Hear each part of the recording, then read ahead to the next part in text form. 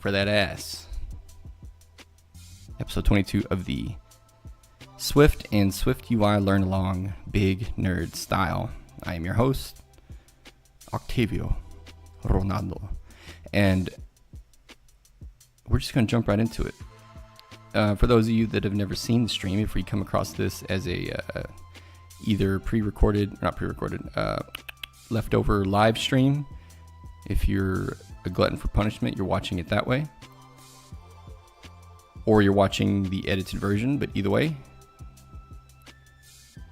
just like the video and follow and all that shit, okay?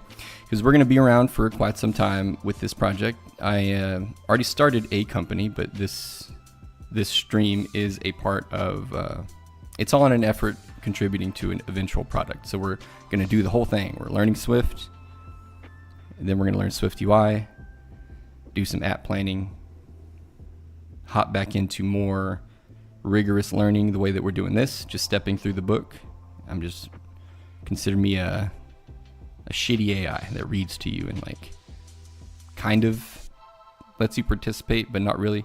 So it's more fly on the wall learning. However, I will say that jokes aside, I actually find this kind of style, like when I come across videos of other people doing it this way, really helps me. The hardest part really is finding the portions of the content that are relevant. That's honestly the hardest part, but hopefully I make that easy on you guys, or Jared will do it. Somebody will do it with decent timestamps. But yeah, I think primarily if you're really looking to learn, I think I'm a good person to learn from because I'm employed. My first and foremost goal, like all the stuff that I'm learning is business oriented. This is not, any source of income currently. Maybe eventually it will be, but it will always be ancillary. And I just have a big thing about following or taking advice. There's nothing wrong with watching videos as long as you understand it's entertainment. But I feel like a lot of these influencers, because hello, it impacted me. This is a fresh perspective because I just went through, basically the past 2 years of this journey, going from not knowing I shouldn't say I didn't know any programming. I cut my teeth in the database layer. SQL, ever heard of it? It's awesome. But going out into a programming language proper, my first foyer was Golang, but even that was relegated to just ETL type of applications, so this will be the first program that I'm building, the whole kit and caboodle, right? So I do have a lot of use cases. I've talked about them a lot already. I don't want to get sidetracked on this stream, but inevitably you will hear about it. But just know that I'm solving real problems that I came across in 10 years working for a service company that was an ERP reseller who sold to food distributors. So we had a very niche product that looked to solve, or rather, it provided software tools that met the requirements that were introduced by the government in 2008 when FSMA was, when the bill passed or whatever, I don't know what the term is, when it became a law. The Food and Safety Modernization Act is what it was. So it basically created this, suddenly there was this government mandated requirement for food distributors to be able to track, from farm to fork. You probably heard that term for, farmers market types of things, but it's the same concept, but now you're applying that to traceability. We called it cradle to grave, but you need to know how much you bought from every vendor, when it arrived, how much of it. If you got, 12 pallets, how many specific or how many unique lot numbers were on that pallet. So down to the unique lot that are on that PO receipt of goods. You need to be able to track when you got it, how much, where is it at currently, like where is it in my inventory. If it's not in your inventory and you get audited, you better be able to prove, where all of those, let's say you, on the books, you receive 500 pounds. if the auditor goes and checks and doesn't see a sum total of exactly 500 pounds either being adjusted out, shipped somewhere, or consumed in the production process, then you're in trouble. And so that's effectively the problem that we solved. So that was the space that I worked in. And so from a data perspective, using SQL, I solved a lot of portions of those problems, but it was always piecemeal, for the most part. But now I'm looking to actually holistically create a tool that I think those folks sorely need, just from what I saw. So there's a business in mind, there's profitability in mind. I'll be transparent, but the only reason I'm telling you that you should follow here and not necessarily elsewhere is you're going to actually, I have some experience with it, and I can speak to a lot of these things from a real world use case kind of a thing, but mostly we're just going to be struggling together.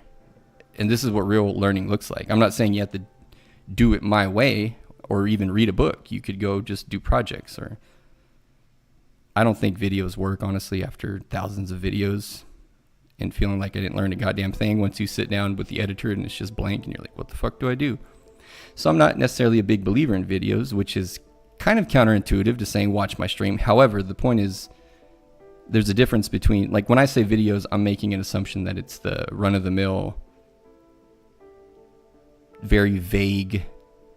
They may seem nuanced, but when you really sit down to do it and follow a lot of these YouTube tutorials that make it look easy, deploy your own local LLM in 15 minutes. And you could probably do it if everything works perfectly, but there's so much nuance that's skipped. I'm not talking about, that to me is an overview. That's not even, we've kind of morphed, or we've, we've diluted the effectiveness of the word tutorial. Kind of has almost a negative connotation now, if you've been out there in tutorial hell for a while. So that's why I call it fly on the wall learning, but I actually think that's better, because if nothing else, you can see someone else doing the work. I'm reading you the book, so it is kind of like you're reading, because it's not my information. I'm giving it to you straight from this book and then adding my feedback and input on top. So that to me is that's the difference. With other places, other videos, whatever, you're taking them at their word effectively, that what they're conveying to you is in fact coming from some kind of authority, some kind of source that you can rely on. Feel me? Okay, so that's enough of that. So with all that said, let's jump into it, brother. So now, yesterday,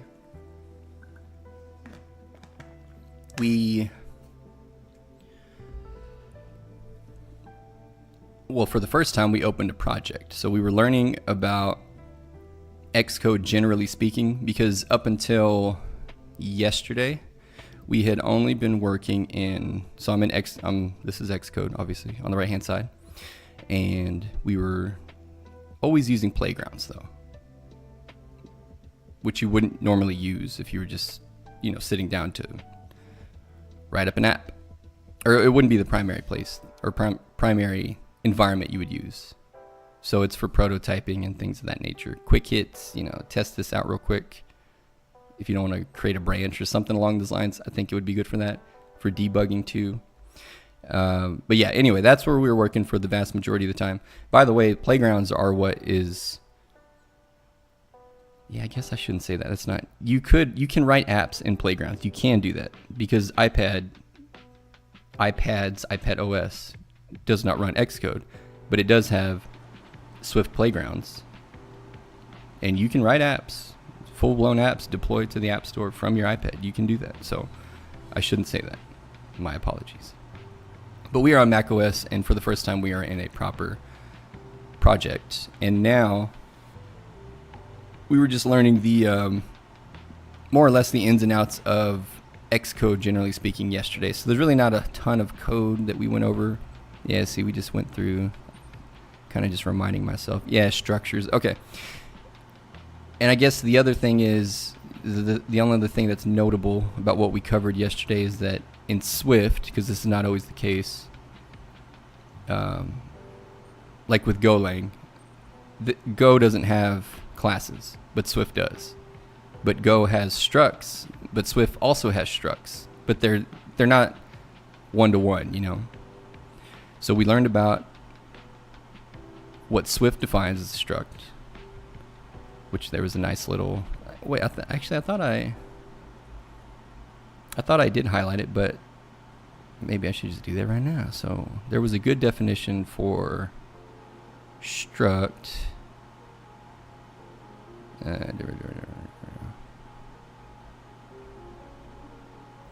Maybe it was further down here.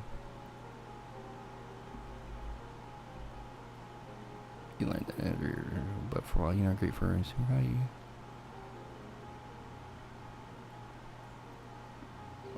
I guess, yeah. Anyway, that's basically what we covered, so let's get back to that, because we were just dinking around with the editor. I was trying to learn. Oh yeah, I did set it up with my mouse to move the cursor across the different panes. I guess that's fine for now. Okay, so where were we? Foundation, var, char, yar. Okay, struct town. There we are. Okay, start by declaring your own town struct, which we did. So struct keyword town. Okay. The keyword struct signals that you are declaring a struct, in this case named town. You will add code between the braces to define the behavior of this struct. For example, you're about to add variables to your new struct so that it can hold on to some data that will help model the characteristics of your town. Okay. Oh,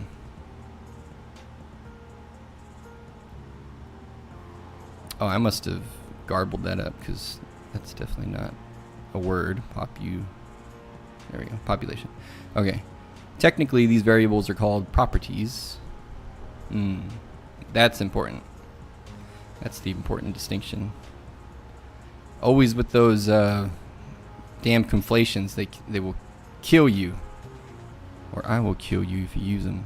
Ooh, I used to hate when people do that. Conflating terms. It's one of my pet peeves, but I mean, if you're going to be a dev, you shouldn't do that. It's the last thing you want to do. Okay, so yeah, so technically these variables are called properties. Okay, so these are all properties of town, which is a struct. Okay. Add some properties to your struct. Here you add two properties of town, population and number of stoplights. Both of these properties are mutable. This makes sense because a town's population and number of stoplights are likely to change over time. These properties also have default values. For the sake of simplicity, when a new instance of the town struct is made, it will default to having a population of 5,422 and 4 stoplights, which we see here, so that makes perfect sense. When a new instance of the town struct... Yeah. Switch to your main.swift file and create a new instance of town to see your struct in action. Sweet. Oh, yeah, that's right. So we did actually... We haven't talked about modules or anything like that yet, but they did have us create 2 separate files, which to this point we've not done either. So now we just want to pay close attention to how do I get this. I can't just drag it over. Come on, brother. I can't just pull it up. Oh, come on. Boo. How about, I can only close. Is it? Okay, good. And then left and right.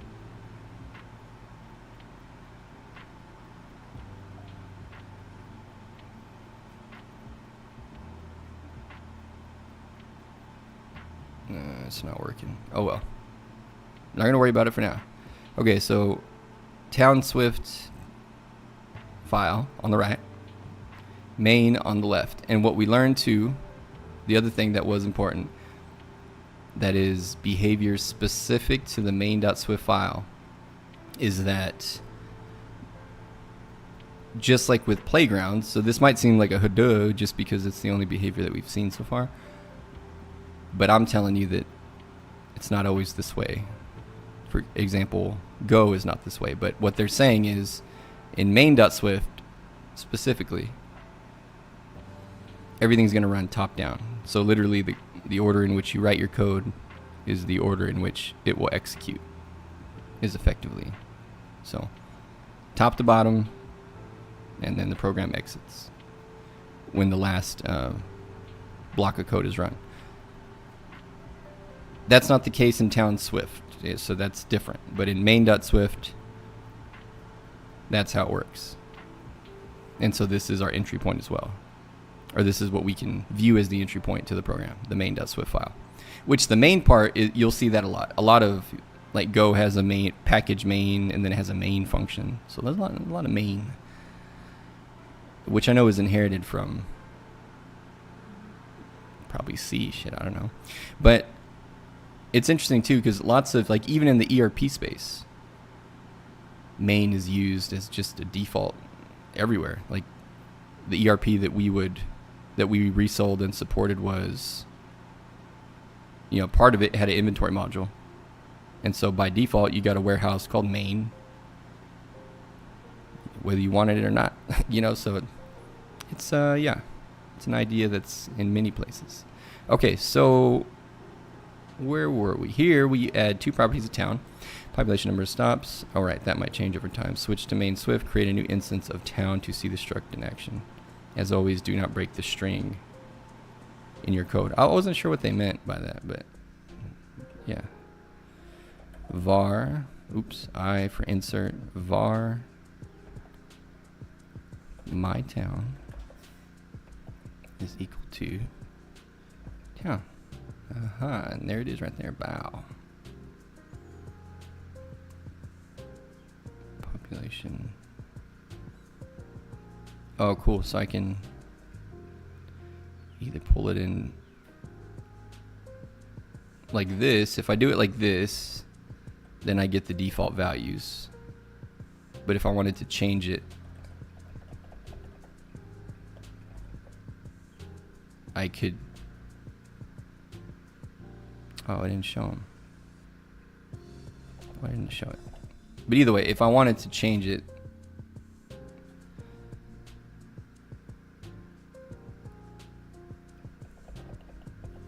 I could pass the parameters. Why isn't it, even when I select it, why isn't it doing it? Right there, brother. Enter. Okay. I guess I have to use that shortcut for some reason, even though, just because. So option enter to insert all parameters. Option enter. Damn it, now I need an alt on. Oh, I do have one. Enter. There we go. Okay, so that gives me population and yeah. All right, cool. But we'll do it the way that they want us to do it.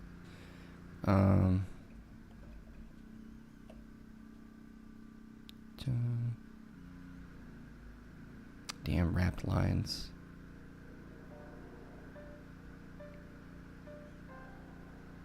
I need to learn how to select to the end of the line because I get into that all the time. But that's a good reason why this shouldn't be. God damn it. There. Oof.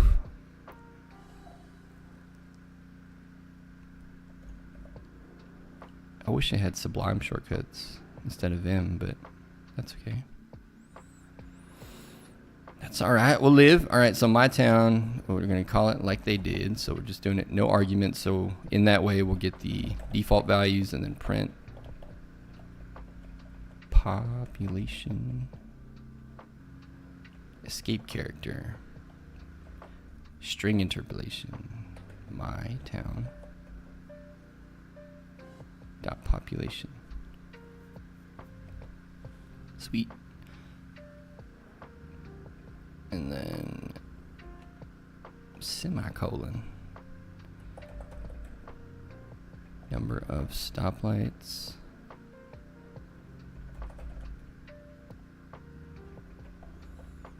Escape again.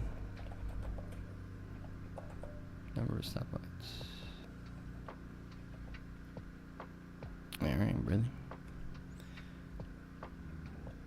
And next page. Cannot find number in scope.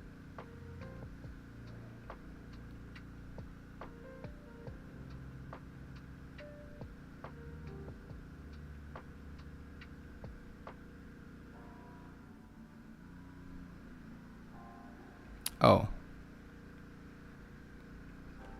I closed too soon.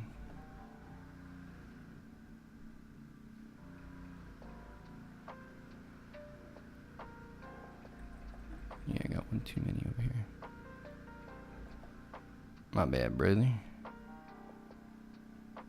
What? My town.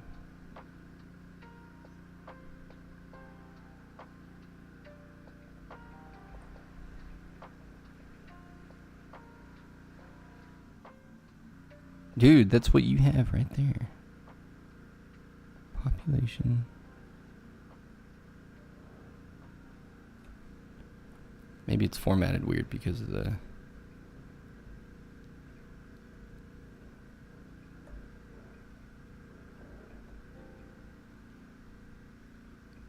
Adding, wait, where the hell?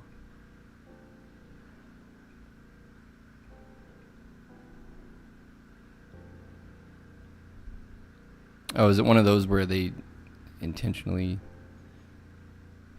make you write an error? Is that what we're doing? Because I really don't see what... Okay, var, my town equals town. Okay, we got that. Then print. Print. Opening quote. Population. I escape here.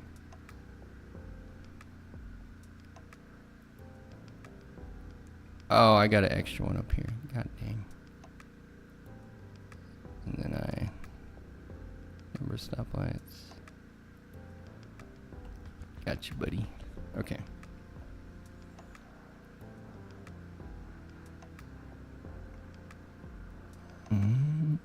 Unterminated still.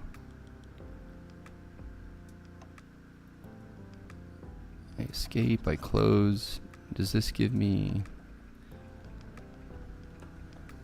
There we go.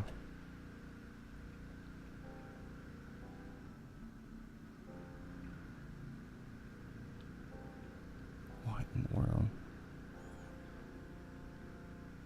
Tuple close, quotes.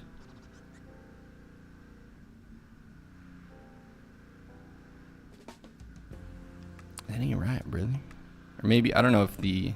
I thought white space never mattered, but maybe it does. Number of stoplights. Yep.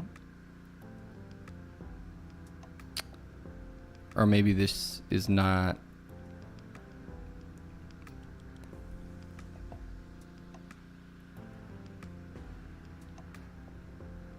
So that... Okay, so that works. So you just can't have a line break.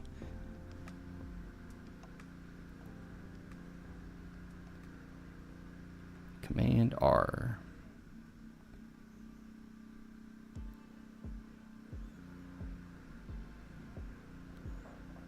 Okay, that was the problem. Yeah, it's hard. I don't know, obviously the formatting gets a little goofy sometimes, but I believe they warned me about this earlier on in the book, but it's fine. Okay, so that was the issue, so no biggie. My earth is not shattered. You accomplish 3 things with this code. First, you create an instance of the town type. You do this by entering the name of the type, here, town. Yep. Followed by empty parentheses. Including the empty parentheses calls the default initializer for town. More on initialization later. Okay. Second, you assign this instance to a variable you call myTown. Third, you use string interpolation to print the values of the town's structs to properties to the console. Notice that you use dot syntax like myTown dot population to access the properties values. Yeah, so that's another thing that would always twist me up. So But I mean, now it's obvious because we've been stepping through it, but that dot notation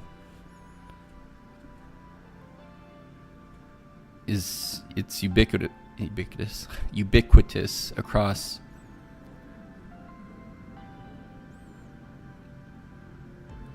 I guess you would say like different domains, and like it has different use cases, because on the one hand a dot something can be a method call, but it's not just methods or just used with closures or things of that nature. So we just kind of have to know that. I'm more talking to myself here, but okay. So yeah, so the dot gets you really more like associations, not any one single thing. So it can be method calls, can be properties, blase blase. Case statements inside enums, we saw that too. Yeah, okay, all right, that makes sense. We understand this. So third, use string interpolation to print the values of the town. Yeah. And run your program. The output reads that which it says, and we got the same results, so we're good. Instance methods. The print function is a fine way to print a description of my town. But a town should know how to describe itself. Create a function. I get the hiccups. Create a function on the town struct that prints the values of its properties to the console. The print function is fine way to describe a town.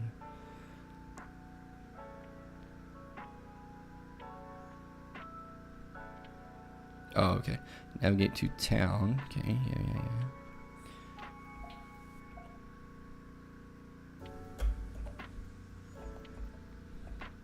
Yeah, so this is a little different because now there's this concept of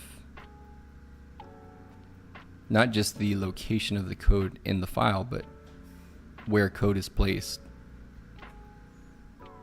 in different files in a given project, which is a big deal, or becomes more and more of a big deal, especially if you're, not doing the indie dev thing, which most people are not.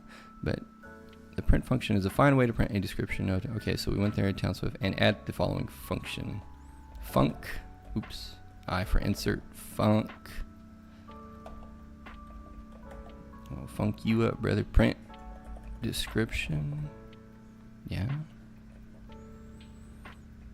So here's a function. That's the function signature. It has no parameters, and inside it we put the same thing we just wrote. Now we write it again. Population. Oh, I see. But then you wouldn't have to do the dot. It would just be print the description. And number of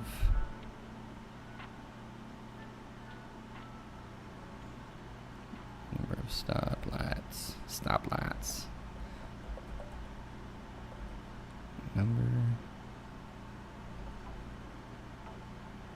Number of,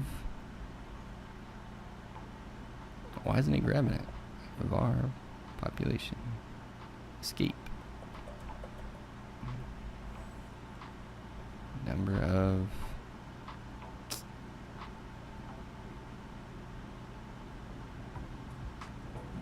no, that's not.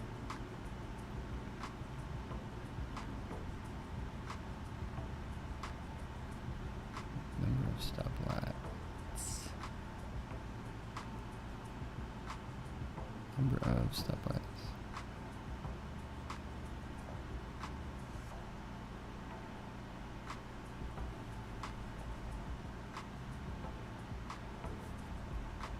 Why? Oh, what? Population. We escaped that one. Number of stoplights. Oh, you gotta be like that, brother. Oh. God dang it. I bet.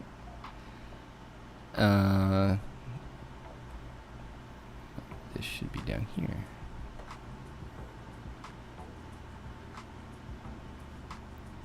Now what?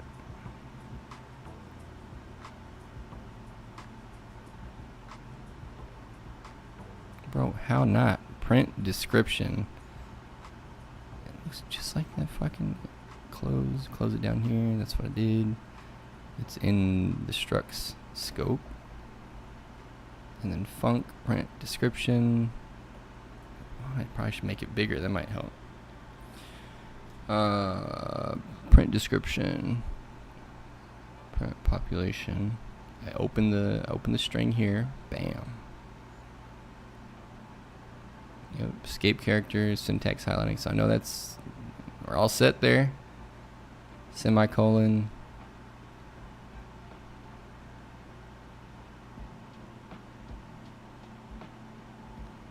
Does it now want me to put white space for some weird reason?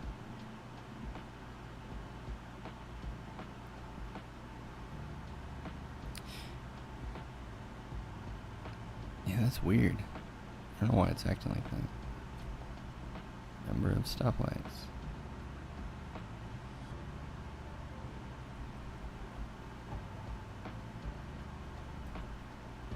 Nope. It doesn't even see it though. And why? Did I misspell it? Number of. Oh, the big L. Is that why? That better not be why, but hopefully that's why. And now it's there.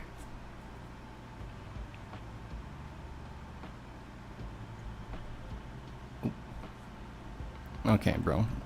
This is what I'm saying. I swear I'm not a dumbass, but just like, how do I know if Xcode's fucking up or if it's me? I'm like, it looks exactly the fucking same. It's really annoying. I'm not gonna be negative. It's fine. It's not that big a deal. Okay, so number of stoplights. Warning. By default, your files can see each other's code.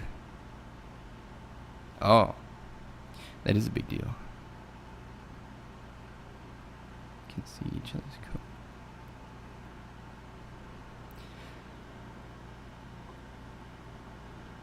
I like this because in Go, like just as an example, in Go, you have to,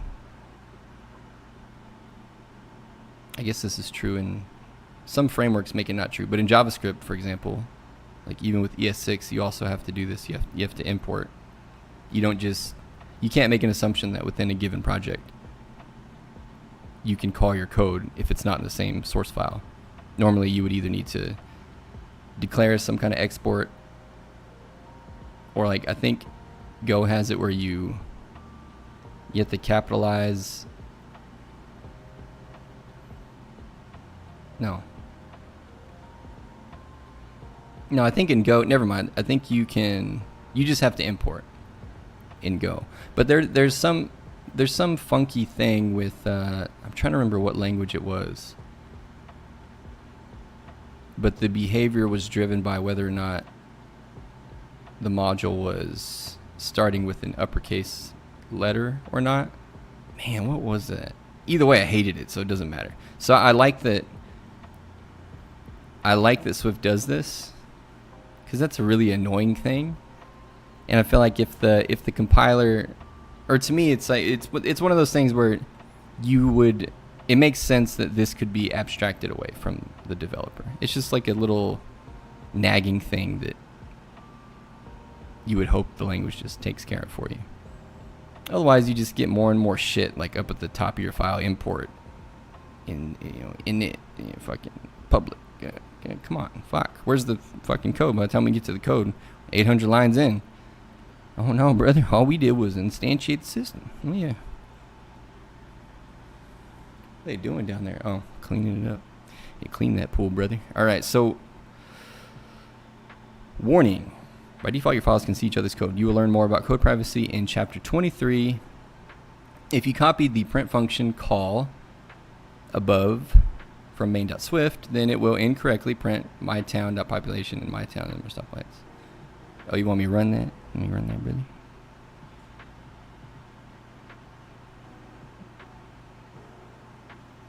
Wait, what do you mean? Nothing was said. If you copied the print function call above from main.swift,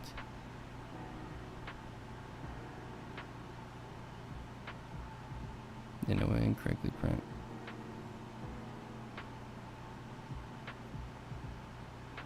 Oh, okay. They thought I would just be lazy and I would just copy and paste. Yeah, the reason I type these out, it's just a rule, a self-imposed rule that I'm forcing myself to do. I think it really does matter. And one of the things that, like I was telling you, like sometimes, there's a lot of nuance to it. But when earlier I gave the example of watching, say, like a 10-hour course to learn something, and if you're not doing the thing and like meticulously following along, it's all going to make sense more than likely. Otherwise, I would hope that you would at least rewatch. Like if you can't be bothered to even rewatch a free video to learn something that you are attempting to learn, do you really want to learn it? You understand what I'm saying? But so I'm making the assumption that level of desire is already there. But even still, I would assert that even somebody with the best of intentions can go watch, 10-hour course, maybe put in a decent effort. Let's just say 50, 60% of 100%, whatever that may be. Scale it to how you are. That's how much they followed along. And I would still argue that if you've never written a program before, you're going to sit down in front of the editor and you're going to be like, where the hell? Where to start? Now, what I like about Swift and what we saw yesterday via Xcode and some of the templates, you can get a project already set up for you, which is a big help. I think it's understated for beginners. It's a big help because, I spent a lot of time, probably an equal amount of time learning and understanding. And this was more, this is not a dig at Golang. It's just my only point of reference for another programming language. So I'm always talking about it, but I would say I spent an equal amount of time learning the build system and just how it interacts and compiles, like all the other shit that is not the source code that you write yourself and is just like the tool chain, the formatter and the compiler and your compilation targets and, compression and, like all the deployment, all that kind of stuff. Lambdas, deploying it to Lambdas. That was fucking annoying, but it's better now. But yeah. All of that stuff is, equally as important. So if you have a language, now I will say, I'm not saying that wasn't necessarily negative. I was just pointing out the fact that there's a lot more to learn even than just the code itself, even just knowing the syntax. Oh boy, you better love to learn because that's all you're going to be doing for the rest of your life if you think that you want to code. So really and truly, you do need to enjoy it, but it's fun. Why wouldn't you?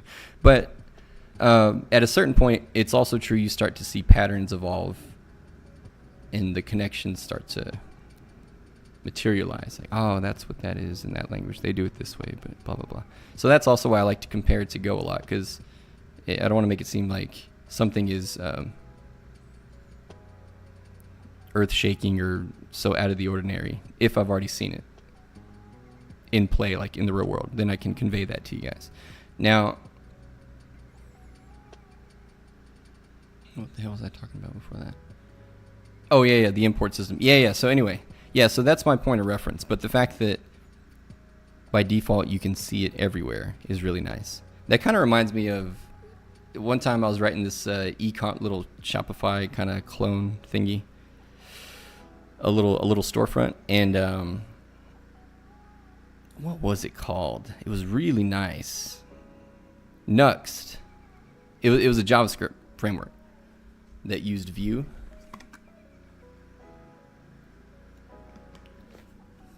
It was called Nuxt, and it had that feature which I really liked. What do they call it? Auto export, auto import, something like that. But damn, that was a really nice framework. It was so clean. Documentation was excellent. Anything you wanted to do really was like already written. You just gotta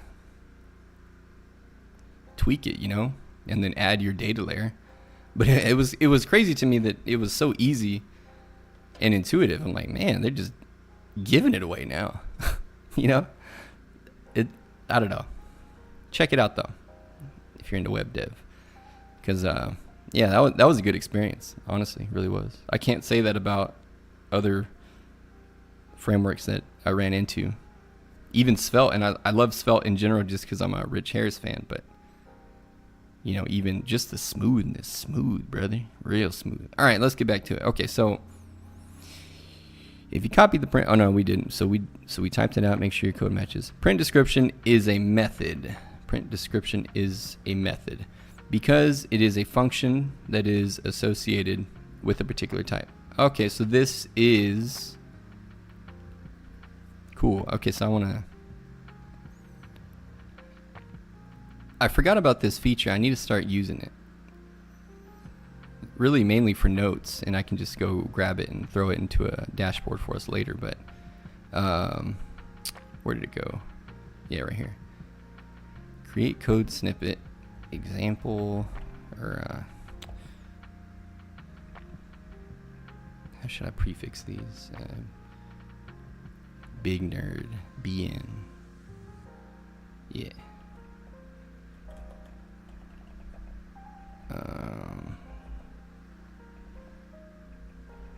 Method custom print description. Hopefully I already understand what I'm talking about.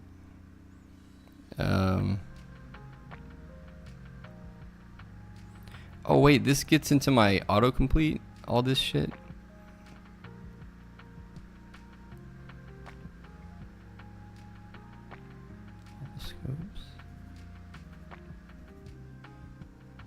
What if I want no? I don't want to see it. I just want it to be there. I feel confident I'll never. I don't know. I say that. I'll just say I feel confident I would never write any apps for these. See, I'm so hung up on this, and it really doesn't even matter. Oh, I know. I just. It's not like it's a million of them, so I'll just throw it at the bottom. Easy money. All right.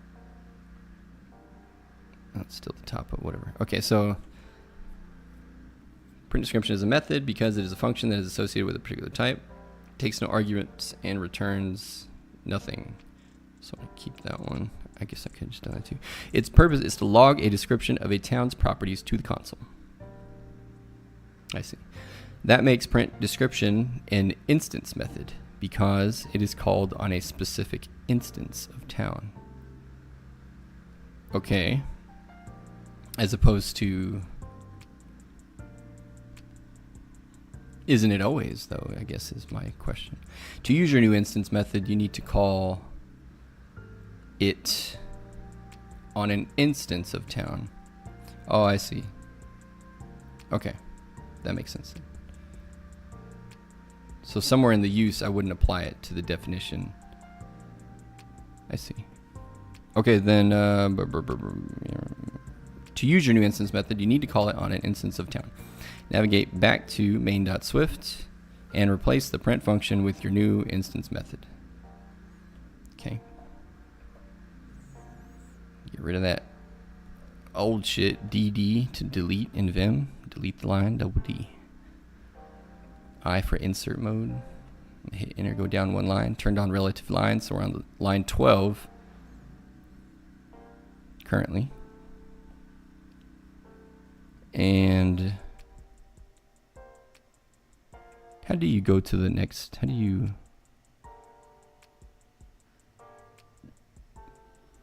matching delimiter, end of line? Oh, oh, I knew that. $. Is that 0? $. 0. It is 0. Okay. That's that's weird. E. Oh, nice. What? Okay, yank. I knew that one. Oh, that's what visual select is, brother. Shoot, brother. Hold on, wait. Visual, inside, prior word, next word, end of word.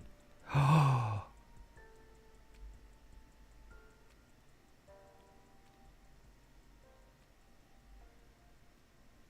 It's just that easy. V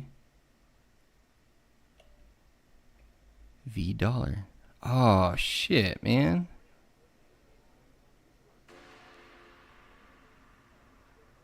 Then I can just Y to yank it. Oh, brother. What, dude? And then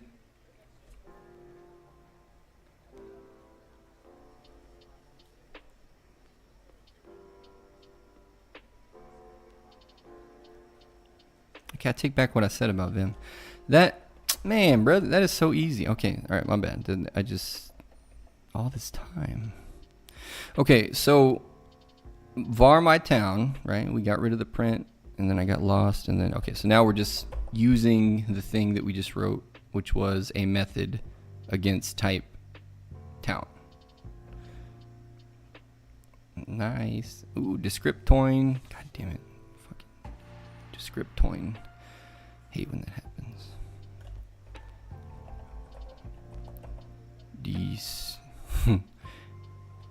Description. Yeah. That's what real dyslexia looks like. Bitch. Alright, so then now, brother. How do I switch files? I had that down. That was the whole point I did that. And now it's not working. I'm tired of hitting this. Tired of touching that mouse, brother. How do I flip to the next fucking tab? Gosh. Navigate. Move focus to next area. That's not navigate.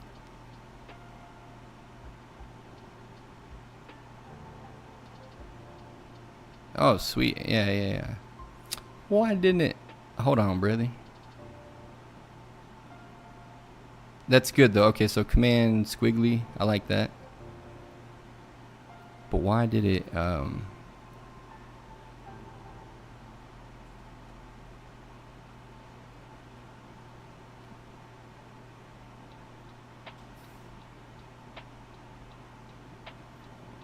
guess I just don't...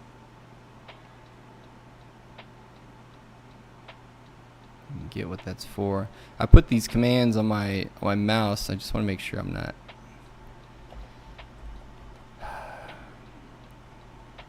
Just change it real quick.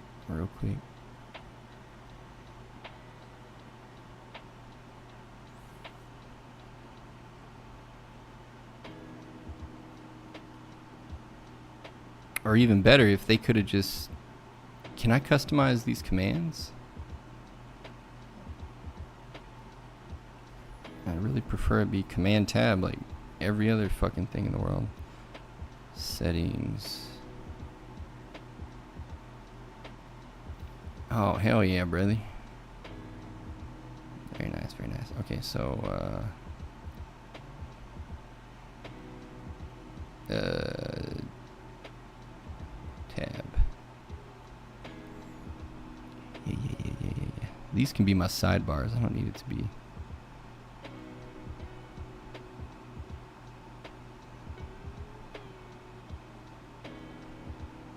Control tab.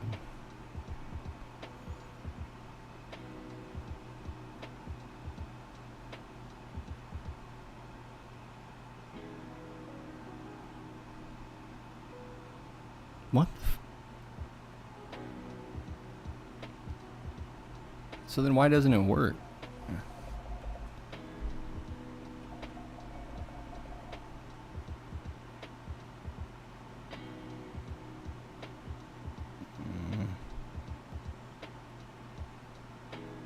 Show next tab, show next window tab. Yeah, that makes a lot of sense. Thank you for explaining it there, guy. Let's just go with regular tabs because I don't know what the fuck.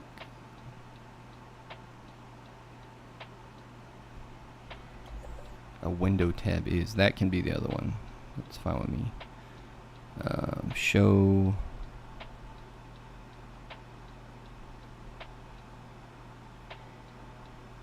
Nah, we're not doing that here. Show next window tab.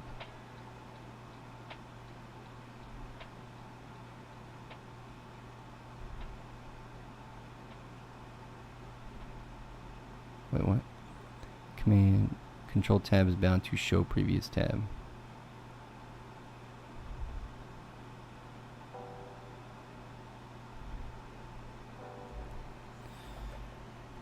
Come on, man.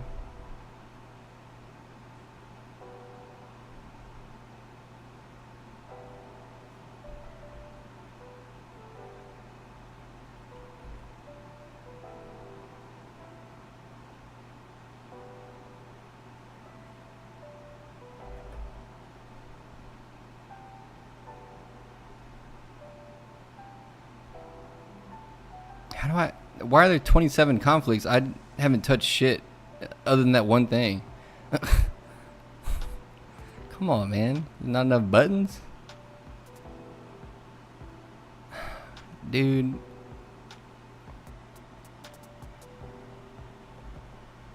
I'm getting so annoyed. Where the fuck did it go? There. Why did it... Okay.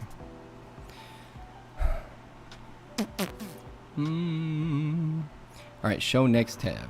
This is what I want to be. Control tab.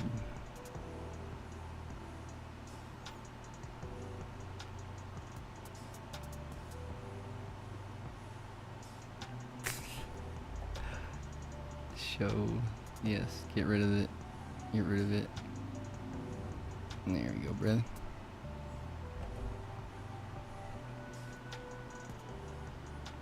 So show next tab. Show previous tab will be Dookie ass. Okay, Command Shift tab or Control Shift tab. Ah, that's better. All right, and now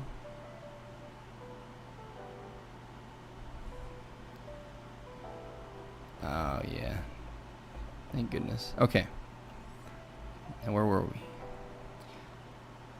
Print town, my town dot. Oh yeah. I was just loading Vim, and then we did this. We got here. Use dot syntax to call a function on an instance, as in my town. Dot print description. Run your program. Command R. Nice, brother.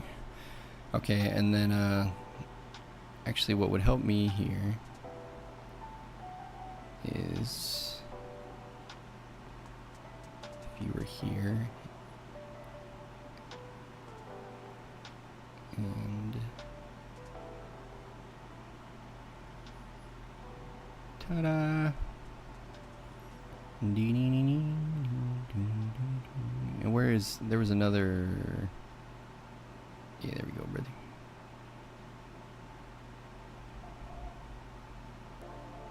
Okay.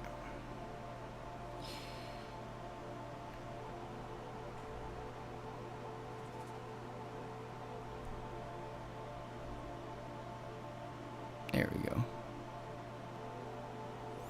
Mutating methods. Ah, yes.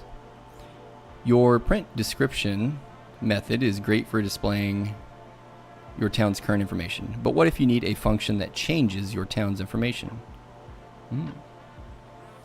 If an instance method on a struct changes any of the struct's properties, if an instance method on a struct changes any of the struct's properties, it must be marked with the mutating keyword.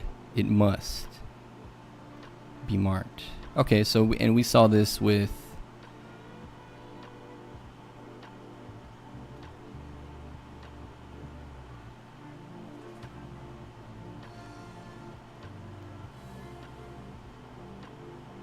or no, I think it was also functions.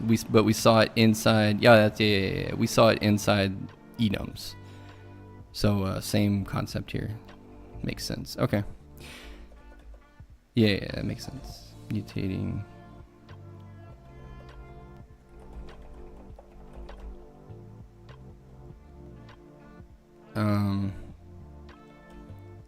Actually, let me look. It's gonna bother me, but because we just saw it. That was the enums. Bull.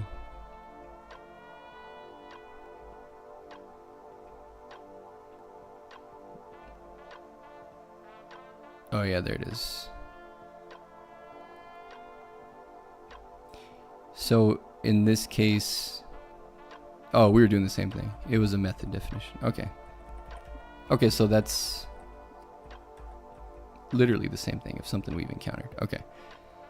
I need to do something real quick.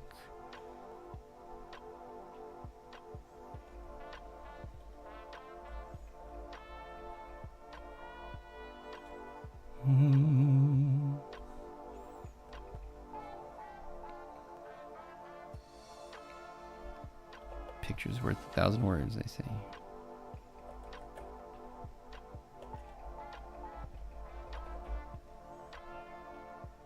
Apple did give us emojis, you know, or the good ones, so we should thank them for that. Okay, I'll be back.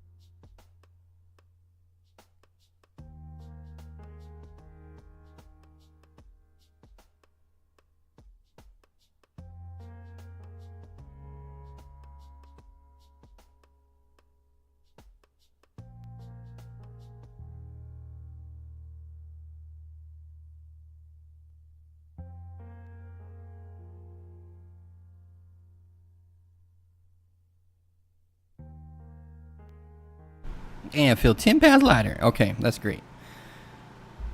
Thank you for waiting. I know y'all did. Now then, let us get back to it. Ain't nothing to it but to do it, brother. Where I want the blanket, there it goes, brother. Come on. Alright. Ooh, burr, shoot. God dang, AC.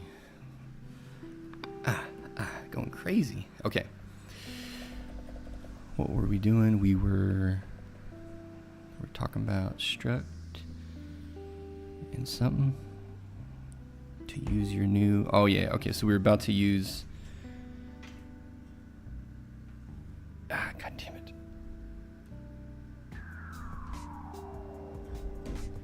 No matter what, guys, there's never enough desk space. Even if you have enough desk space, then I need, I just need something that rotates all the time. I can just pull it in close and shove it away. And then pull it in close, like a screen, some kind of arm. With the flat, I can dream. A man can dream. All right, so this, maybe I should make some mechanical engineer friends. They probably can build some shit like that. Its purpose is to log a description of a town's properties. Yes. So to use your new instance, we need to call it on an instance. Okay, that's what we're doing. So somehow I got on this page, but this is really where I was. Yeah, there we go. Okay, so we are in main Swift now, mytown.print description. That's what we did here. Value of type town has no member, print description.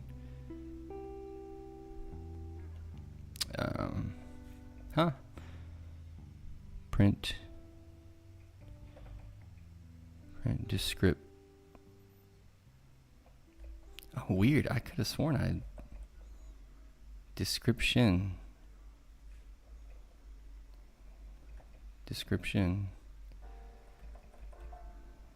I guess I got to requery for this because it doesn't just no. There we go. Okay, so now that's good.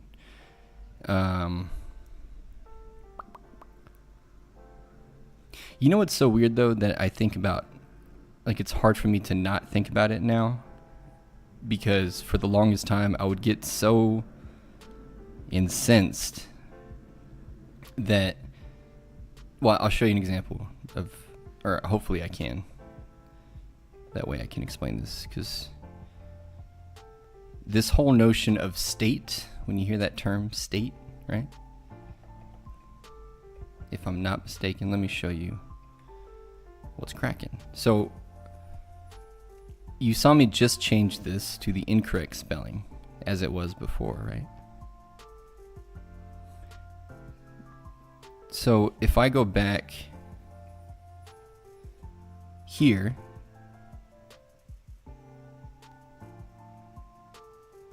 okay, wait, it might prove me wrong. I was trying to give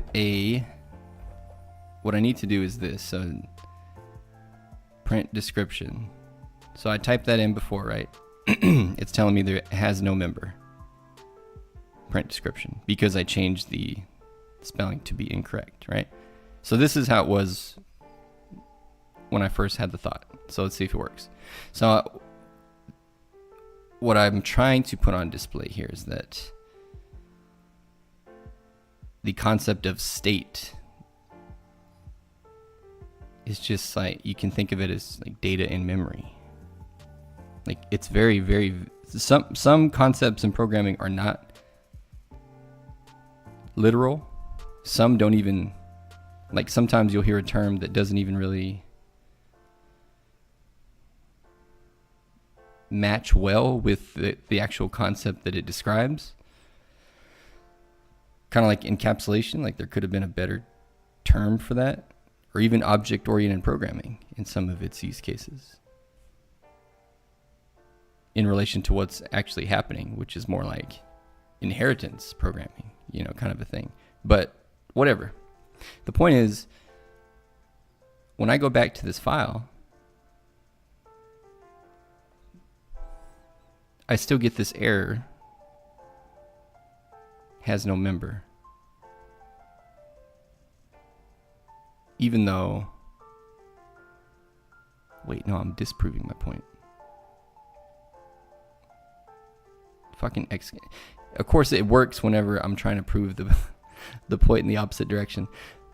I was trying to show that the error was still being thrown until you delete it and change it. But I already changed. Yeah, like I should be getting the error now. But if I... Wait, no, I'm wrong. It's doing it either way. That's not a good example. Because if it picks it up here... Yeah, okay. So I guess it was just lagging behind before. But anyway, my point was... One of the biggest annoyances that users... And this applies everywhere, like even with me, like right now it's working. So it in both cases, since the two code files are aware of each other, if I change the spelling here and it doesn't match what's in, town.swift, then I would get the error. So if I change this, now I get the error. So that's correct, because it works both ways. So you should get an error in both places if they don't match, right? That makes sense. Because currently there is no descriptoin method call, right? So that's the state. But in web programs, or not, well, I shouldn't say web programs. I'll speak specifically to what I experienced. So FoxPro, they had these old FoxPro programs, and the situation was, like, say you have a dashboard of data, right? The user, as we've come to expect, would expect functionality like this, where if one area is affected, other data that depends on that area of effect, whatever data values were changed, any other values that derive their value from the value that was just changed, people would expect to change accordingly, right? Reactive, we hear that term a lot. Well, it didn't work like that. You would have to refresh. So if you had, let's say you use the little criteria screen to call up, in our old FoxPro program, the sales data for like last week or whatever, and it populates it in a screen. So it's not generating a crystal report. That, of course, is going to be static. And it makes sense you would have to refresh. At least it would be more acceptable to me because of the interface. It's a report. So yeah, sure. Yeah, you need to refresh. But, well, yeah, because I mean, a report unto itself inherently is just it's a snapshot of data. But on a dashboard, you would expect it to be dynamic and, just continuously updating itself. But that wasn't the case. Anyway, my point is, that state, because that data that's on that dashboard that would be in our programs, if it's showing you some, like sum, sum, if it's showing you the calculations, the aggregate values for, say, something that is guaranteed to change, like let's say like something common would be on a dashboard would be like number of shipments completed today, or for your top 10 items, what's the current backlog,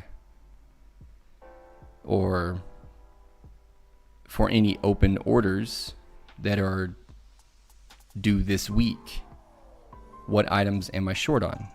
So, they're all derived values, all kind of maybe not strictly dependent on one another, but they impact the other. So if you get a new sales order, that's going to impact those numbers. If you make a shipment, that's going to impact those numbers. Anything really. And so with our program, you query for, the latest data, you hit refresh, shows up on the screen. But all this other activity is going on in the background, and the program itself was working on a timer basically. So depending on the operation, if you're waiting for 10 minutes, like if your production floor is working off data that is refreshed in 10-minute increments,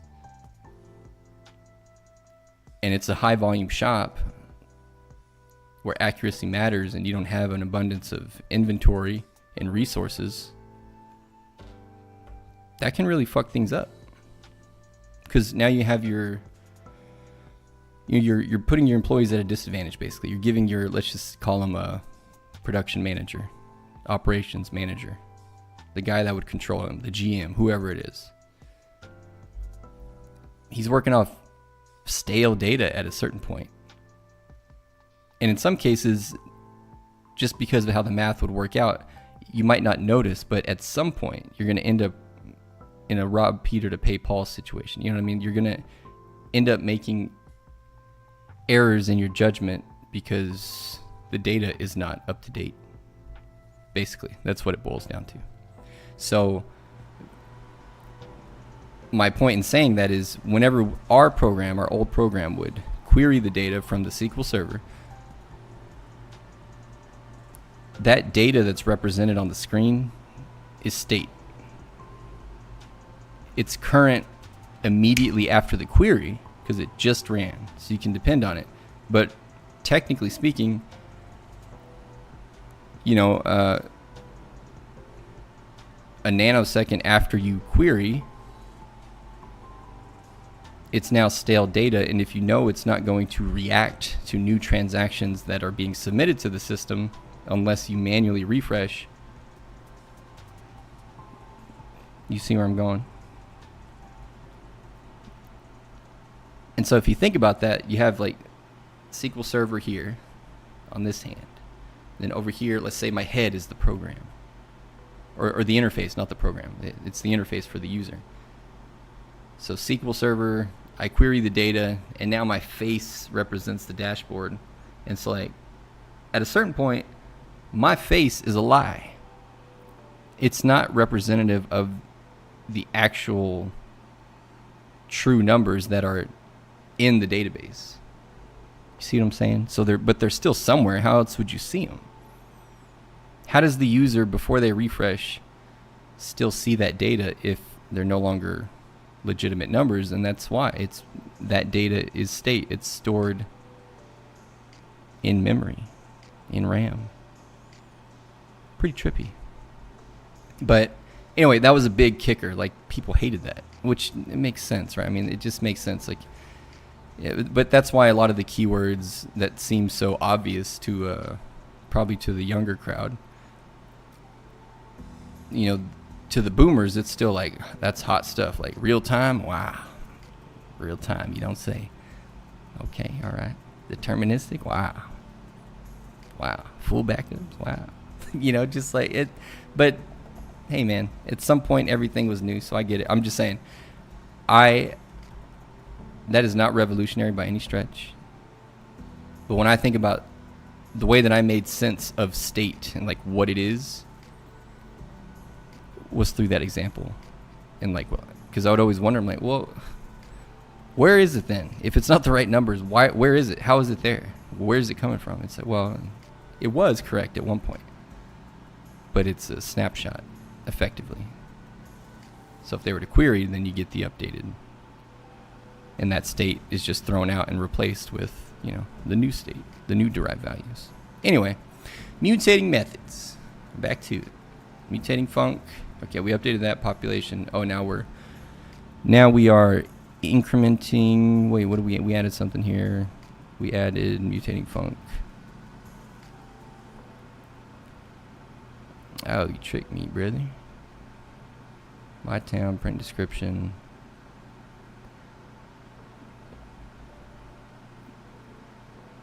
Yeah, it's not on this one. My bad. Getting ahead of myself. Okay. Func, print, pop, numbers, stoplights. Pop it out there. Drop it. Mutating func. So here's the new one. Change population. Change population by external parameter named by parameter name amount. It's a type integer. Open up the function body. There's no return type explicitly defined, so we'll just use type inference. Let the old compiler take care of that for us. And then we're adding, what are we adding? Oh, I see. So we're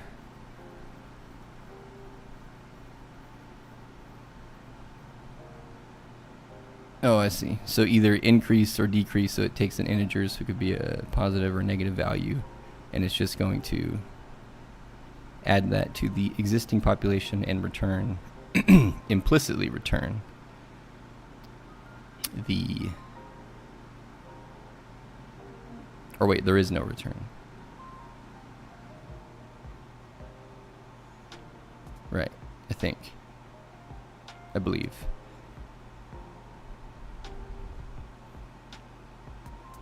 I forget what it said. I'm tempted to ask the Oracle, but we'll see. We'll get to it in a sec. But okay, so all we're doing is just taking the current, adding whatever's passed to it. That's your new population. Could be positive, could be negative. Okay, so note that you mark the instance method change population by with the mutating keyword, as you saw with enumerations in chapter 14. This means that the method can change the values in the struct.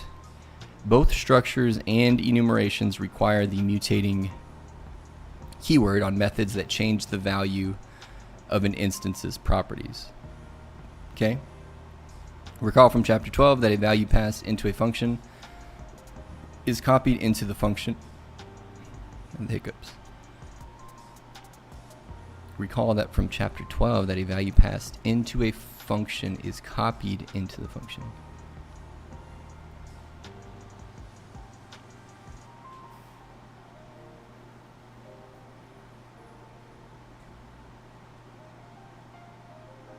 Oh, right.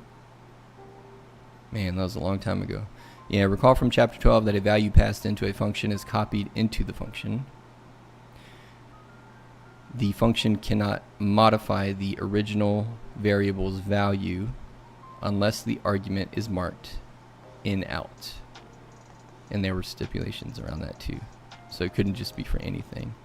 You also learned in chapter 14 that instance methods take an implicit first argument, self, yes, containing the value the method has been called on. Containing the value that the method, an instance method, so that it's implicit self. And so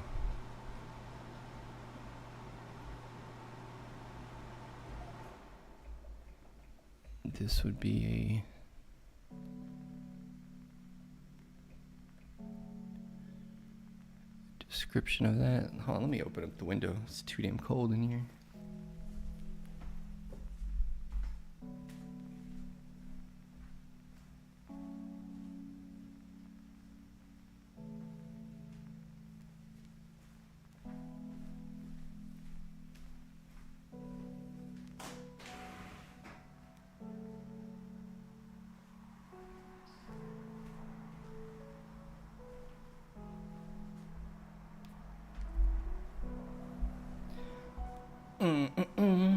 Rain, rain, go away, come around another day.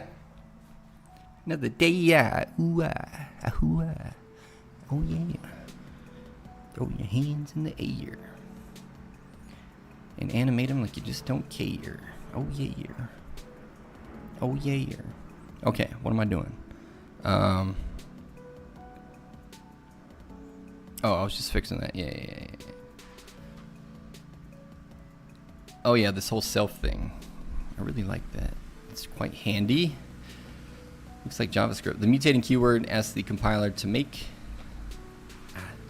the implicit self argument in out. The mutating keyword asks the compiler. Oh.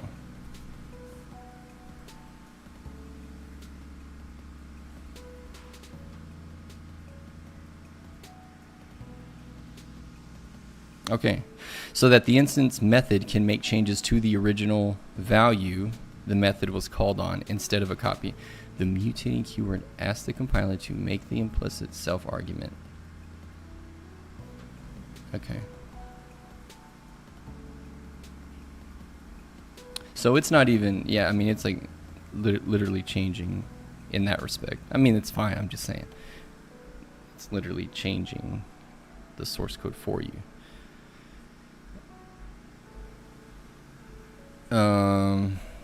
Okay, so right, the original value instead of a copy.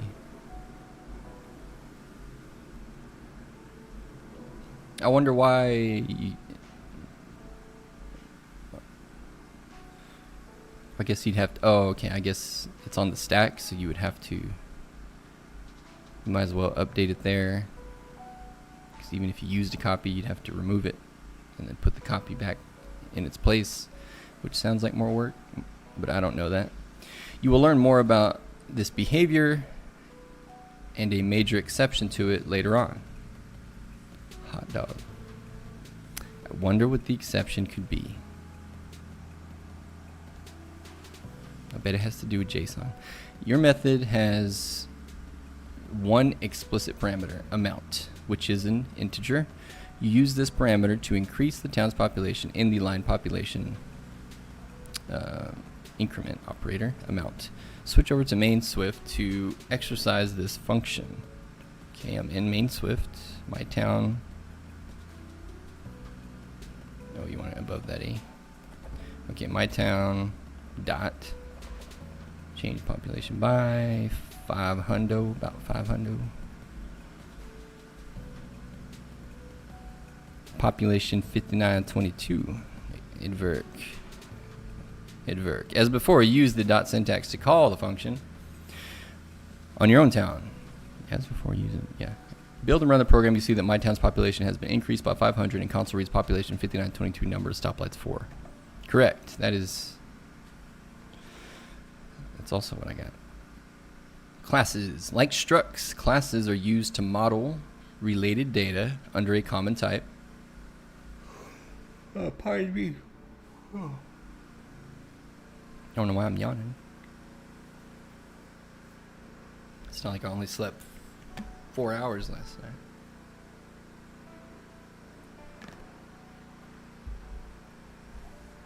Watching those damn, I don't even know what the channel was called.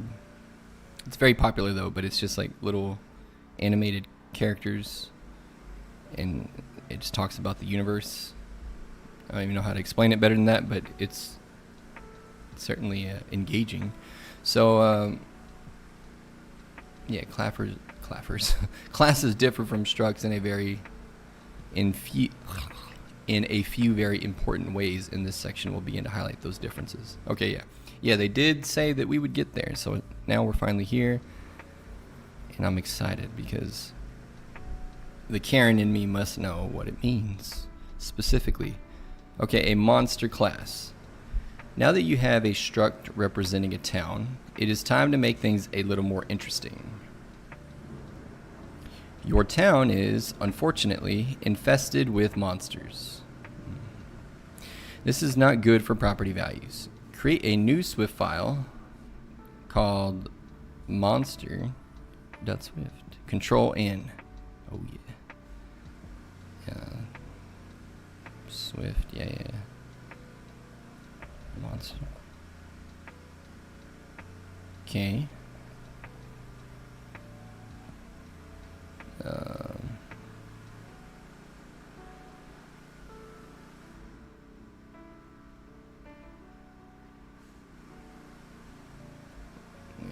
Capital G. Or Command J.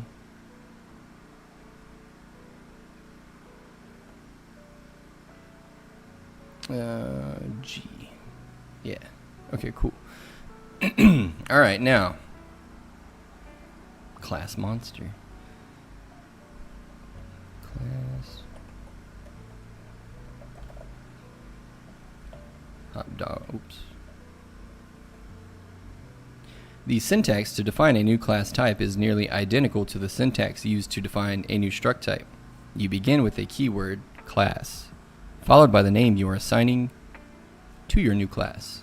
And, as before, the definition of the class takes place between the braces. Right on, brother. For reasons relating to inheritance, discussed in the next section, the class monster is defined in very general terms. This means that the monster class will describe the general behavior of a monster. Later, you will create different kinds of monsters that will have specific behaviors. Boo. Defining the monster class. Oh, man. Okay. Now then. Back to Xcode. var town. Town? So that's an optional, right? Or... no, it's not an optional. It's...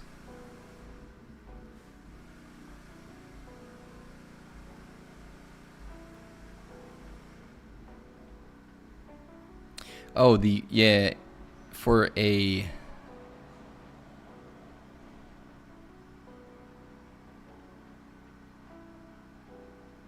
oh, no, that's right.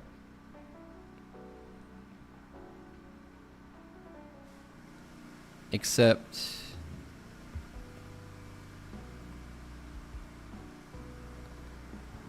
but town, what is town? Town is...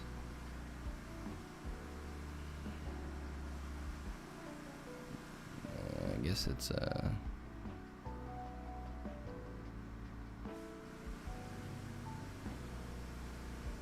I don't remember. It's either an optional... wait, but it's a type declaration. Okay, it is an optional. I guess that makes sense because you might not get the town name, but you might get a population. Is that why that's like that? We finna find out. Okay, so town.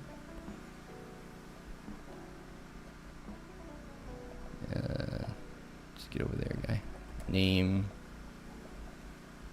monster. So that would be implicitly or inferred as string type. So no declaration. I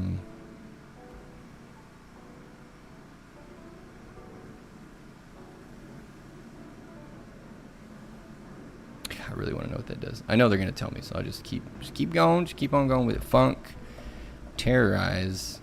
Oh no, terrorize town, town. Open up that body. If town is not, oops, oh god. If town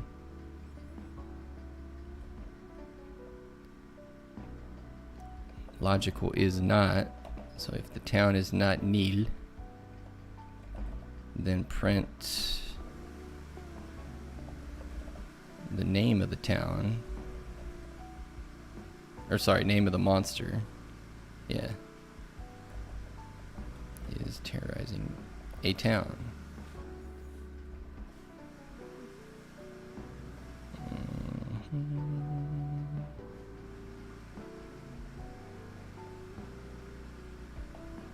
Otherwise,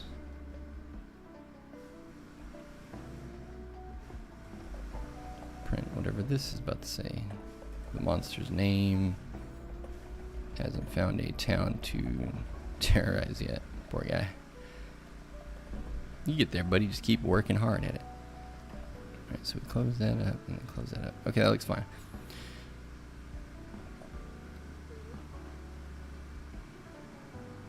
Okay. It is well known that monsters do one thing very well. They terrorize towns. It's common knowledge. The monster class has a property for the town. The monster class has a property for the town that a given monster is terrorizing. Property for the town. Oh, correct. Yeah. Because the monster may or may not have found a town to terrorize yet, the town property is an optional. Nice. And it starts out nil. Okay. You also create a property for the monster's name and give it a generic default value, which is monster. Hence the equals. Yeah. Okay. Yeah. Hence. Next, you define a basic stub for a method called terrorize town.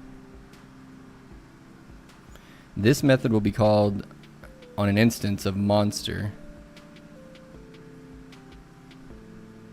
to represent the monster terrorizing a town.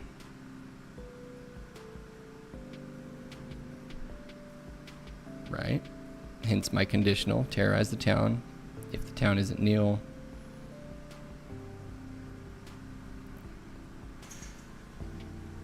okay. Notice that you check whether the instance has a town using town is not operator equal to nil. If it does, then terrorize town will log to the console the name of the monster wreaking havoc. If the instance does not have a town yet, then the method will log that information. Yeah. As different sorts of monsters terrorize towns in different ways, subclasses will provide their own implementation of this function. Use subclasses. As different sorts of monsters terrorize towns in different ways, subclasses will provide their own implementations of this function. Oh, I see. Okay. Their own implementation.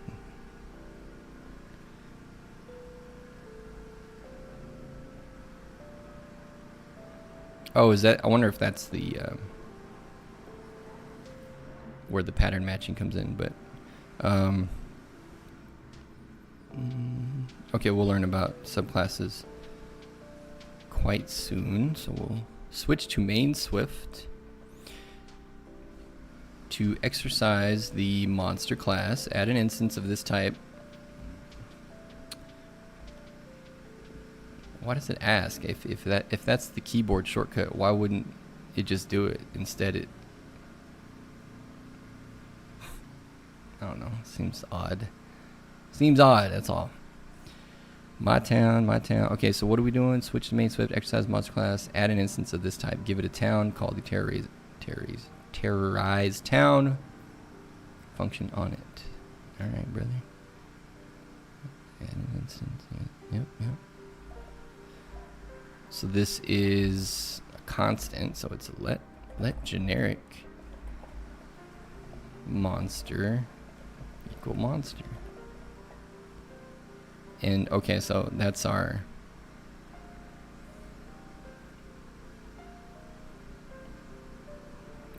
class. Was it a class or a struct? Yeah, class. So that's our class, so that's why we're able to see that now, because it's made available elsewhere by default. Don't have to import it explicitly. And generic. Oh, still gets me sometimes. Okay, generic monster dot town is equal to my town. Generic monster dot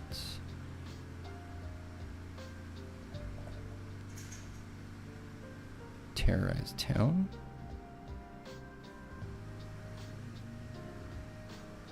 Oh, it's calling the method on generic monster.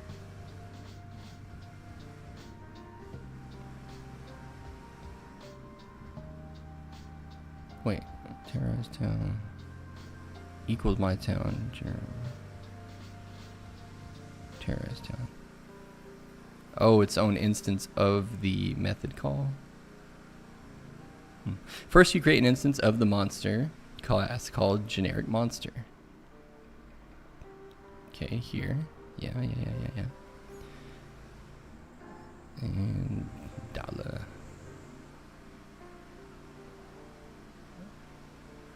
Okay, this instance is declared as a constant because there is no need for it to be mutable. All right.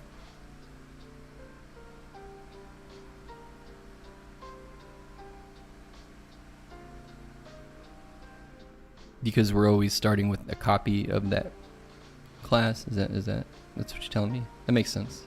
Okay, and then where did it go? The instance is declared. Yeah.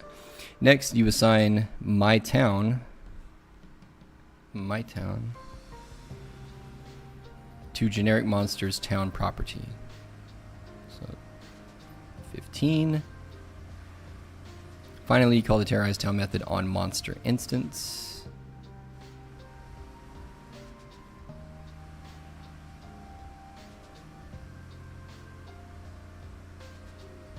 Yeah.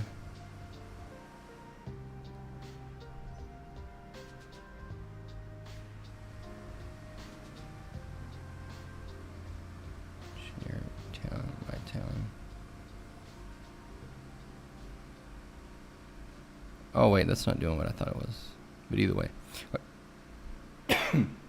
Pardon me. Next you assign generic first. I get that part. Finally you call the terrorize town method on the monster instance that we just defined. Okay. So now it's terrorize town on this default.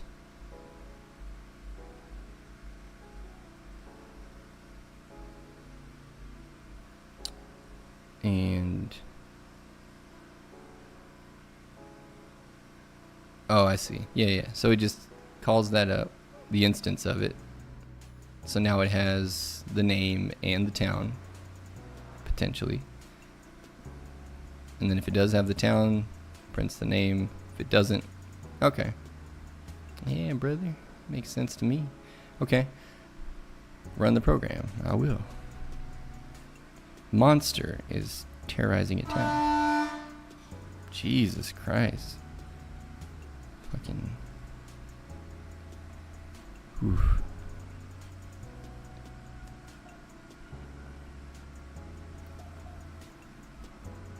Inheritance. One of the main features of classes that structures and enumerations do not have. One of the main features of classes that structures. What the fuck are they doing? Hold on one second.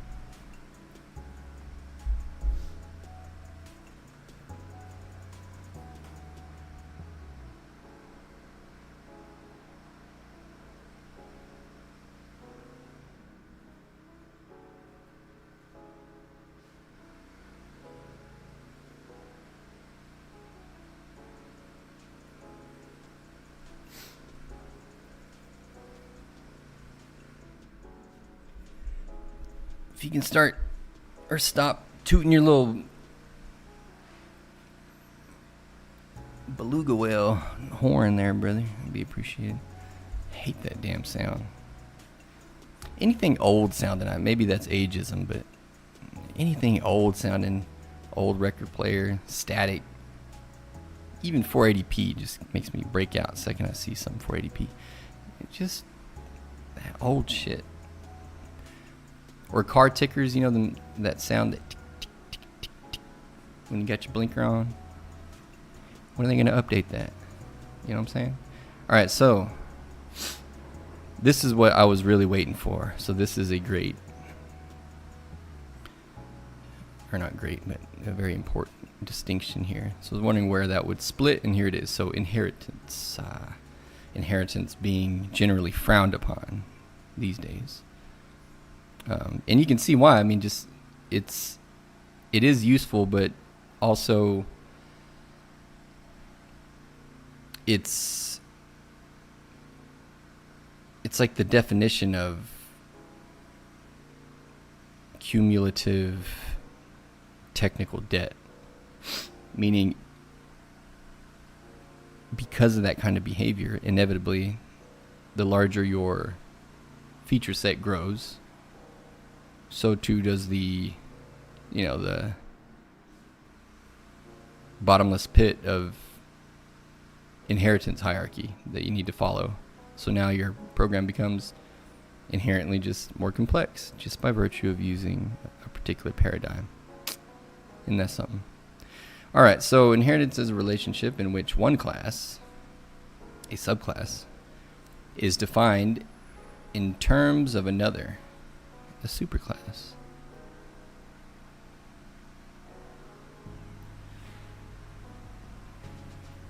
So there's one thing that I would really like to ask ChatGPT that'll hopefully work out in my favor. In SwiftLang, is it possible to avoid writing and using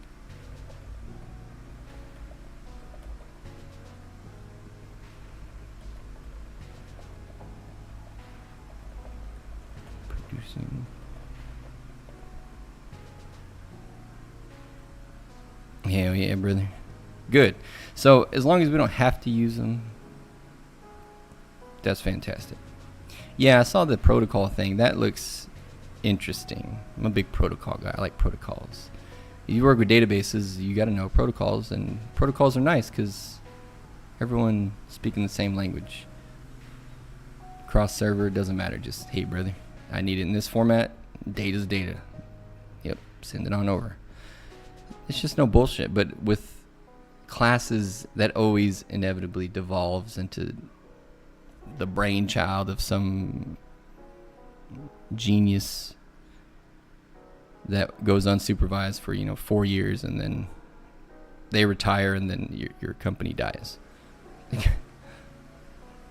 because they either got to rewrite it or fucking beg them to come out of. That was actually my last. Whatever. That's not important. The point is, we understand there's a better way to do things now, so we don't need to do all that shit. So great. Okay.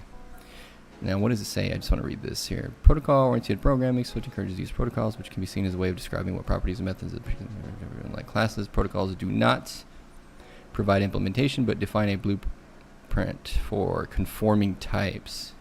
You can use protocol extensions to provide default implementations and adopt these protocols in your structs or enums. Nice, brother. This is cool to see because I kind of saw when we were learning about enums and Swift, I thought this would be the foundation, the best foundation.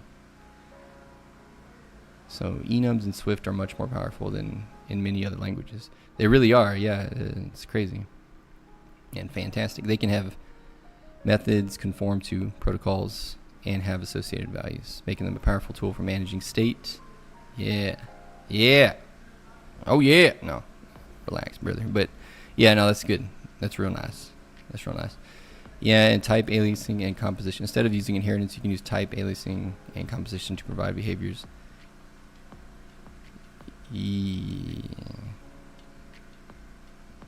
Yeah, okay. Well, the answer is yes. No, it would be leaking like a 7th grader. Or wait, those are old kids. Whatever snotty nosed kids are, the little kids you see running around, they always got fucking little boogers dripping. That's what I feel like. Okay, so that's great news. I kind of already knew that. That's why I started this. But it's always nice to get validation. Who doesn't like a nice good old validate? Big old stamp. Right on your thought. You feel better now? People think like you. You feel better now? You feel accepted? Great. That's awesome. Good for you. The fact that classes can take advantage of inheritance is the primary reason that you made the monster type class. Monster type A class. The fact that classes can take advantage. I kind of don't even, I gotta be honest with you, I don't even want to know. I don't care. I don't like it. I lived this hell. I don't even want to. No. How do I inheritance? Yeah, this whole thing I don't even want.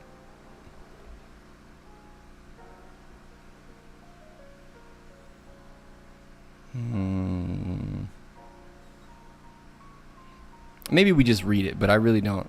Just in case there might be reference to other methods, not like method calls, but paradigms, design thing, whatever the fuck. Okay, the fact that classes take advantage of inheritance is the primary reason you made the monster type a class.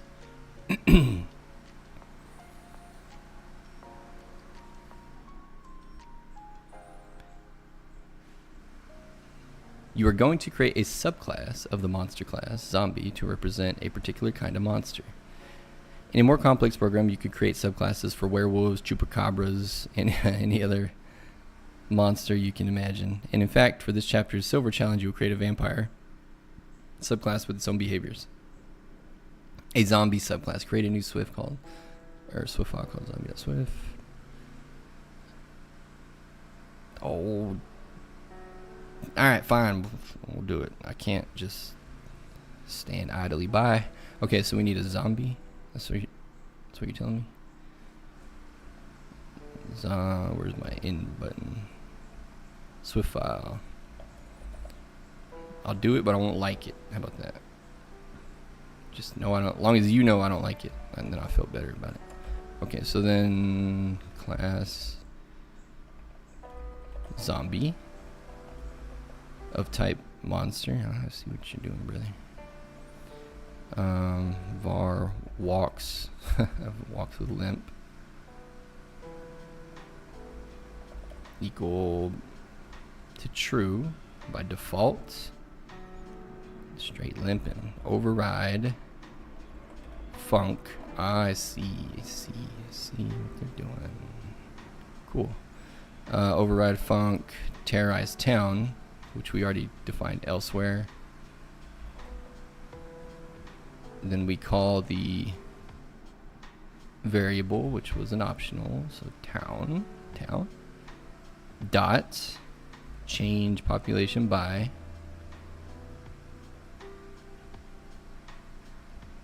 -10, and then super dot super. What is super?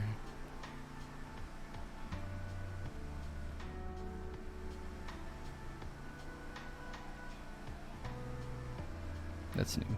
Your new zombie class inherits from the monster type, you mean the monster class, which is indicated by the colon. Yes. Okay, so now we have, this is the first time that we've seen, that's not true. This is now the third use we've seen for the colon, at least when defining something. Okay, so now that can be, I guess it is, I mean, in a sense, it's I guess it's still a type annotation, but not really. But it is also, because that's where it's getting, yeah, I guess it's totally fine to think of it that way. Okay, so now super. Your new zombie class inherits from the monster type, which is indicated by the colon, and super class name monster after zombie. Yep. Inheriting from monster means that zombie has all monster's properties and methods, like the town property and the terrorized town method used here. Finally, zombie overrides the terrorized town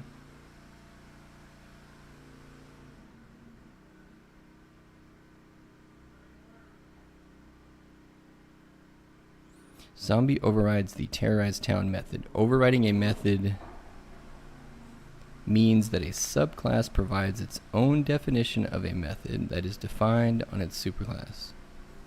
Interesting. Still don't want to use it. Note the use of the override keyword. Failing to use this keyword when overriding a method will result in a compiler error. Figure 15.9 shows Zombie's relationship to monster. Oh, I'm in the wrong app. To monster. So at the top, we got monster. It has those two properties, an optional for town. The name is a string, and a method of terrorize town. Zombie inherits that, and also has a new variable, walks with limp, which is true by default.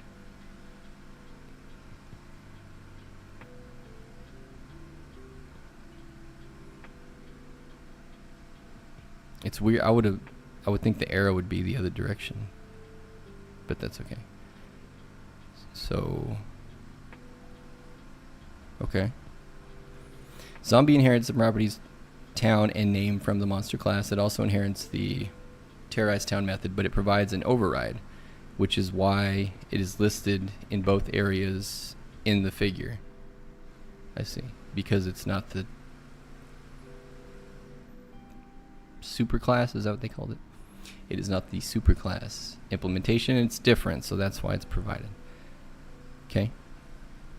So I guess the super is also, you probably have to call it that way, I assume. Supersede, what does that mean?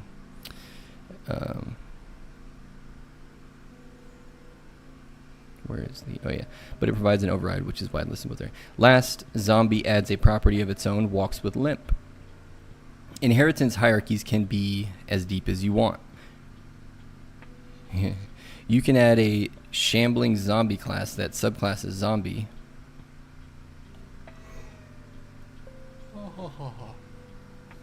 See, I hate it already. Oh man. Yeah, sure, powerful, I guess, but yeah, I don't know about that. Okay, so inheritance hierarchies can be as deep as you want. That's not where I was. Yeah, it is. You could add a shambling zombie class that subclasses zombie, for example.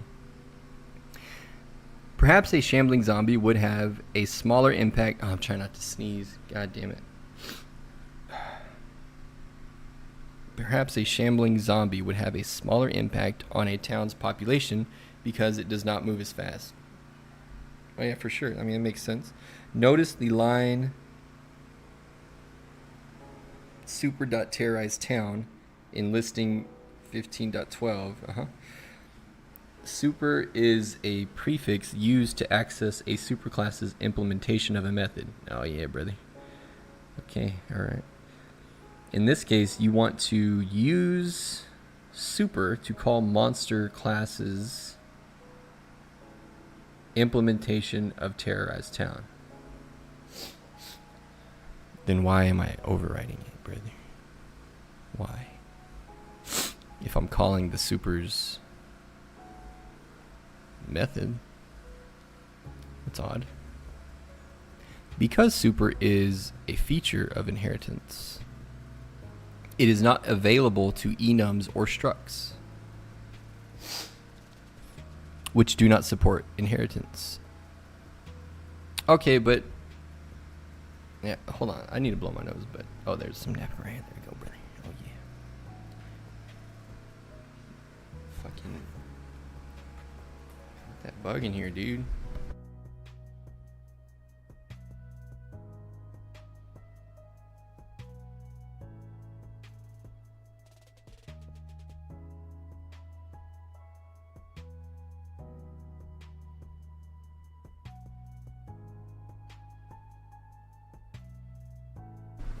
Fucking allergies. Maybe I should close the window.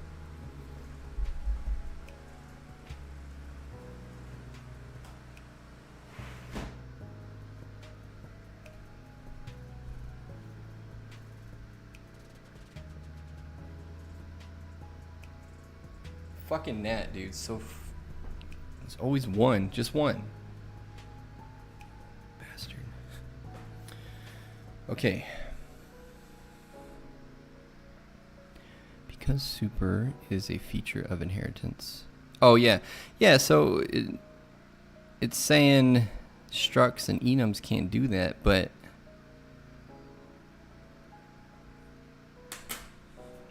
I do want to ask the Oracle, because what page is that?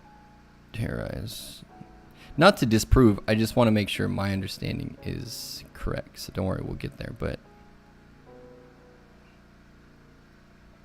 I think you should challenge these things, at least within the confines of your own understanding. And right now, mine has a riff. But I know we saw an example where there was still this, it still seemed like the same behavior.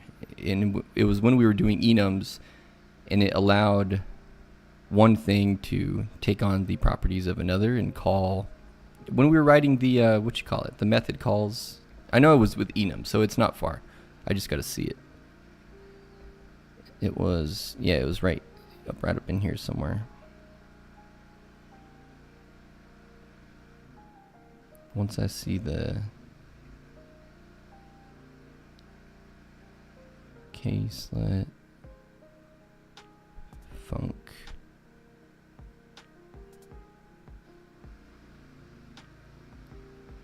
here the switch, no.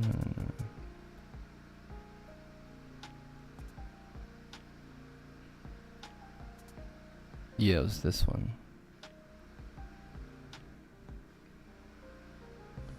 Yeah, enum light bulb. Yeah, so when we define bulb here, var bulb,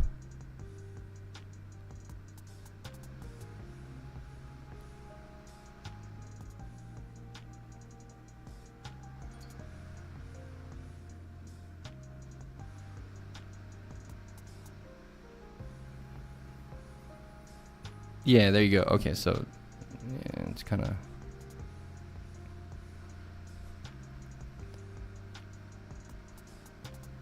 let me make it bigger.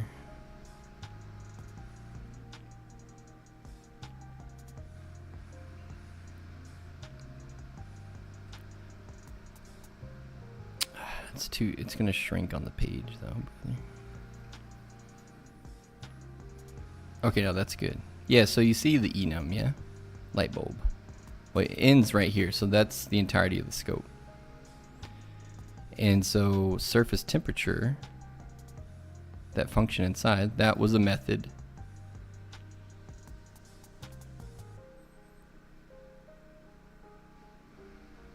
For light bulb, enum, right? It's only available within this enum. And so down here, when we define bulb, so mutable variable, and we set it to equal an instance of lightbulb.on, right? And on would have access to the method call surface temperature. And we see that, so 2 more lines down, var bulb temperature, we're able to set it equal to bulb, which we just defined here, dot, and then we can use the method call from within the enum, but there's no direct association between bulb and the method. It's through the definition here, the association with. So I mean, to me, that's the same. It's like inheritance, but better. Like I get access to functionality, but not properties, like it was saying. So now we can go and see how it really and truly differs, because I'm positive that they will explain it well, but I wanted to point that out because otherwise I would just be thinking of that one example. Okay, so now where were we? Mutating. Were we this far along? A monster class? Yeah. Inheritance. Zombie subclass.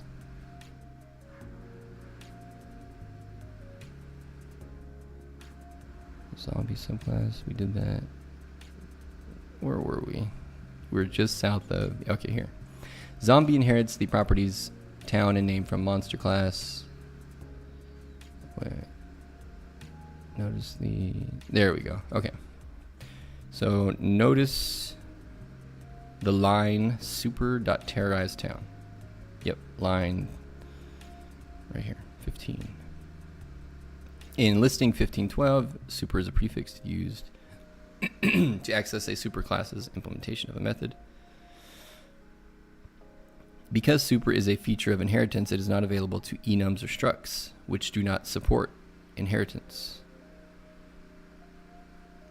It is invoked to borrow or override functionality from a superclass.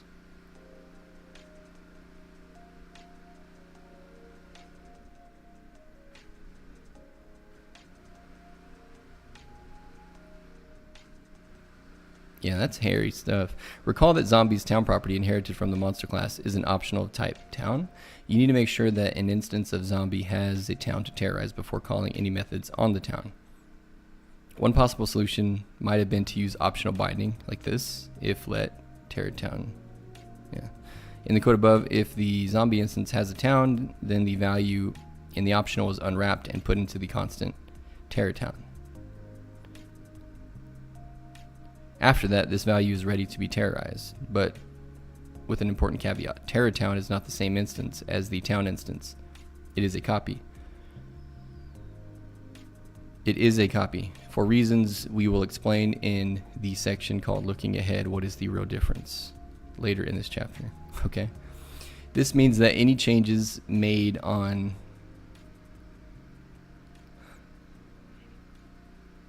why put a link to it if this means that any changes made on Terrortown will not be reflected in the Zombies instance's town property. This means that any changes made on Terrortown in these Zombies.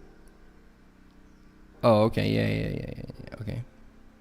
They would be two different, albeit initially identical, instances of the town type. Right, I mean, you can't do it because it's a constant, for one. We know that because we just wrote that. We just made it a let. So, I mean, we know this. Indeed. In short, this is not an ideal solution. The optional chaining you use in listing 1512, town, change population by, allows a check like this to be done on a single line. Oh, sweet. It is just as expressive and is also more concise. Allows a check like this to be done on a single line. Oh, I see. Okay, instead of the thing, excuse me. Instead of doing this if let. Oh, hell yeah, brother. Give it to me on one line then. So then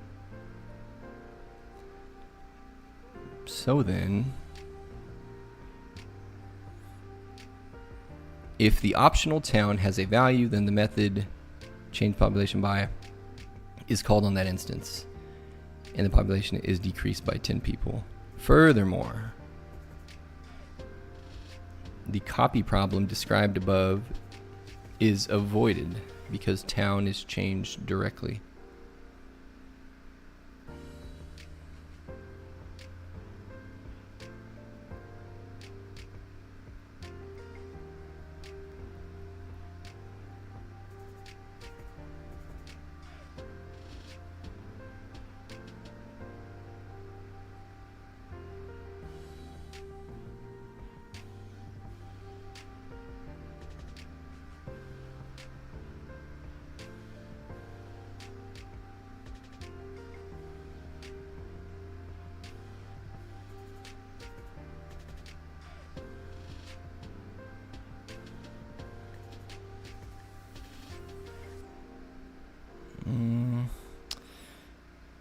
I really don't.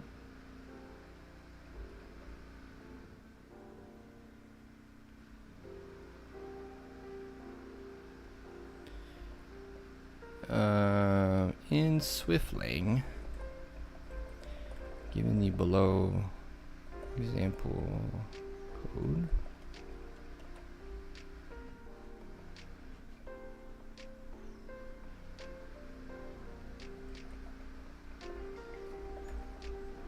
Specifically the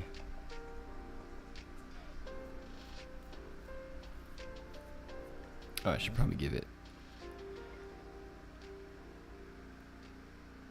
monster 2 just in case, so I can get a big old fat answer.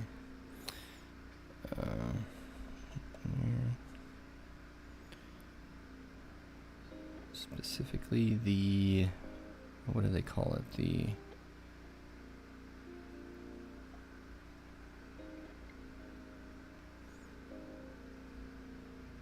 oh yeah, the inheritance.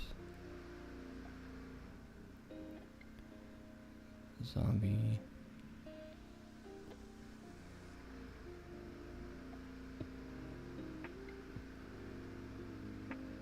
Super is a feature of inheritance. Oh, okay, I wouldn't read that right because super is a feature of inheritance. Feature of, but okay, well, it's still worth asking. So I think oh, but oh, okay, yeah. Kind of answered my own question. So, but this is okay. I see. This is different because you can provide a separate implementation. You can't do that with the enums. You would just, I guess, have a different case maybe. But we'll ask. Okay, in SwiftUI, given the below example code, specifically the super inheritance on display with classes, subclasses.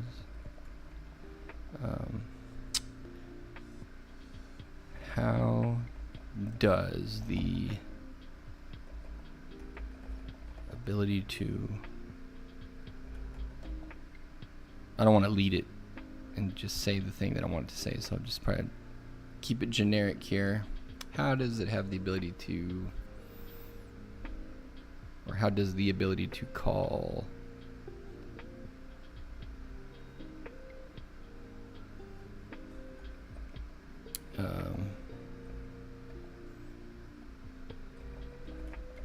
methods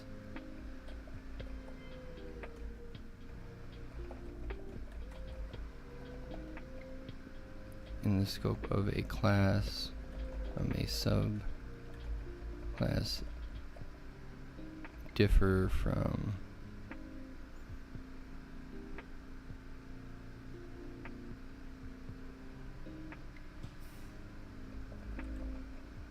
being able to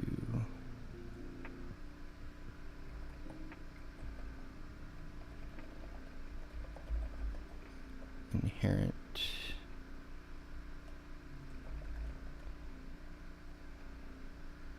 methods from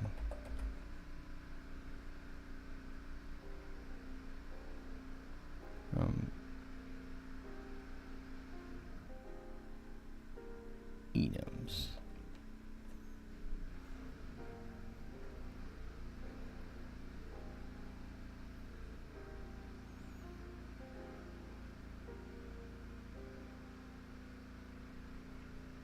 Yeah, it's really just the changing of it. Okay, that does make sense.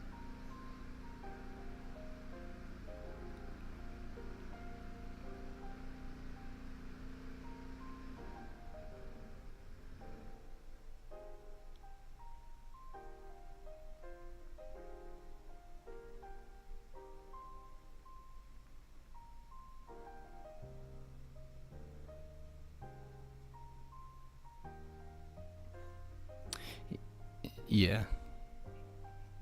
It makes enough sense. But yeah, that's the driving thing. The fact that you can provide a different implementation is reason enough. So yeah.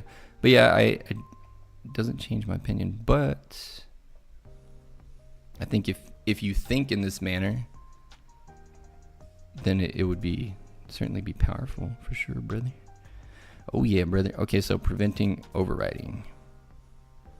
Subclass. Bleh. I bet though, I would think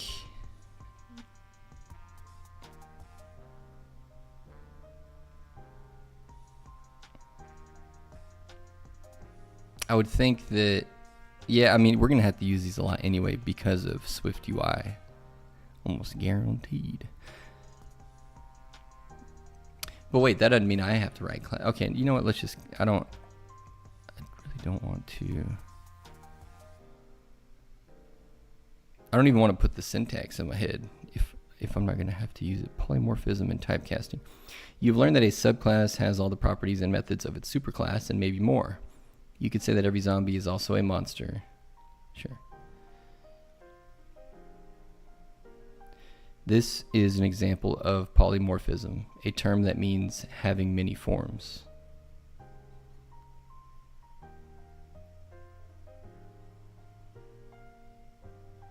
Yeah, you will explore polymorphism later in this book. But the short version for now is this. Because zombie inherits from monster, you can treat an instance of zombie as though it were a monster, and in fact, vice versa. But only one of these things is safe to do, which is treating a zombie like a monster. Yep. Declare your Fred the zombie variable to be a type. Oh, no, we're going to do. But it makes sense because you can always assume that zombie would have the properties of monster. You could not assume that you couldn't make the assumption in the other direction necessarily. But it could be true if all you did was create an instance of a monster, call it zombie, and then didn't make any changes. But it would be an assumption. Okay, so instruct the AI. Fred might be a typecasting.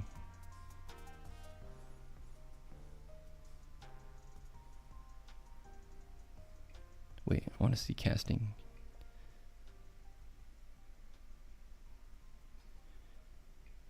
True.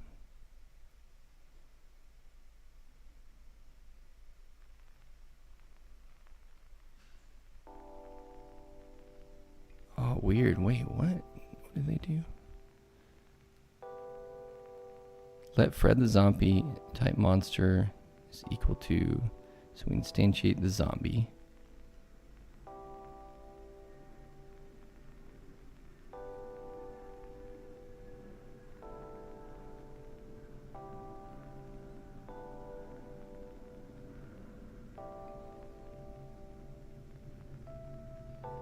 But we had not.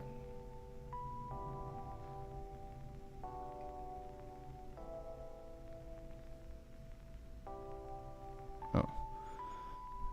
But we had not defined zombie yet. Let Fred the zombie. Oh, okay, I see. But then they.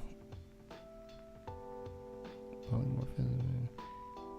Oh, so we're just doing the same thing. So we do that just like we did. Where'd it go? Yeah, let Fred the zombie instead of generic monster.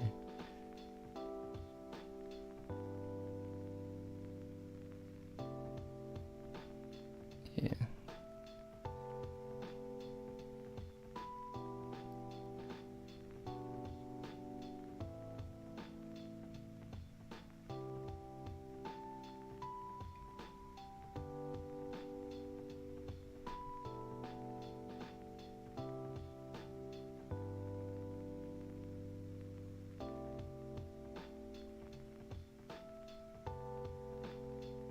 Type monster.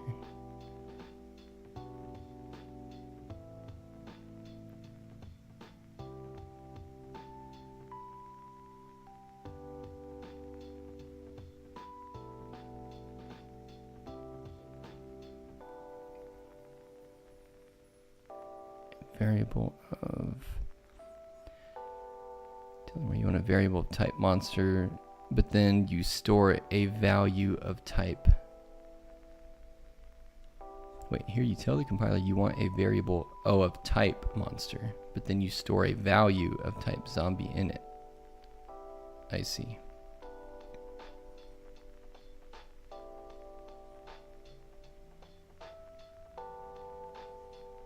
Okay. Let Fred the zombie of type monster equal the value of a zombie.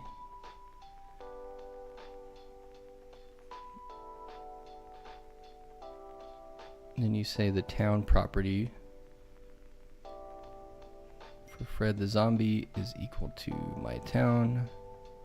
And you run the terrorize town function on it, which it has access to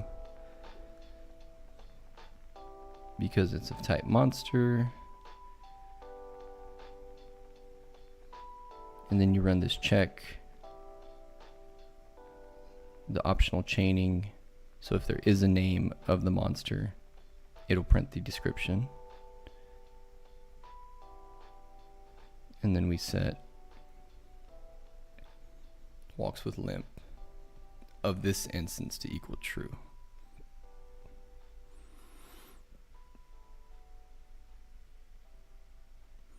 This creates a compiler error. You know that when the program runs, Fred the zombie will contain an instance of zombie which has a walks with limp property, but the compiler complains that you said the variable might hold any monster, so it cannot let you do zombie specific things to it. You can instruct the compiler to treat a variable as though it were of a specific related type. Oh, hell no, dude. This is called typecasting and is done with the as keyword.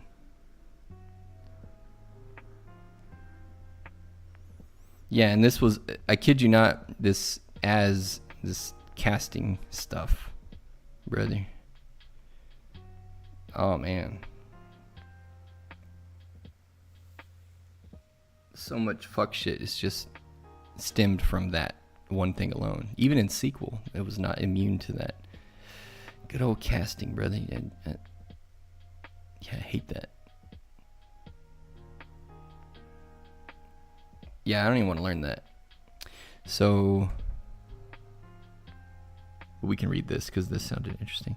Looking ahead, what is the real difference? In this chapter, the biggest difference you encounter between classes and structs is that classes support inheritance and structs do not. Yes. That alone is not a compelling reason to have both structs and classes in the language, especially since the final keyword. Oh my gosh. I'm going to sneeze. I'm going to do it.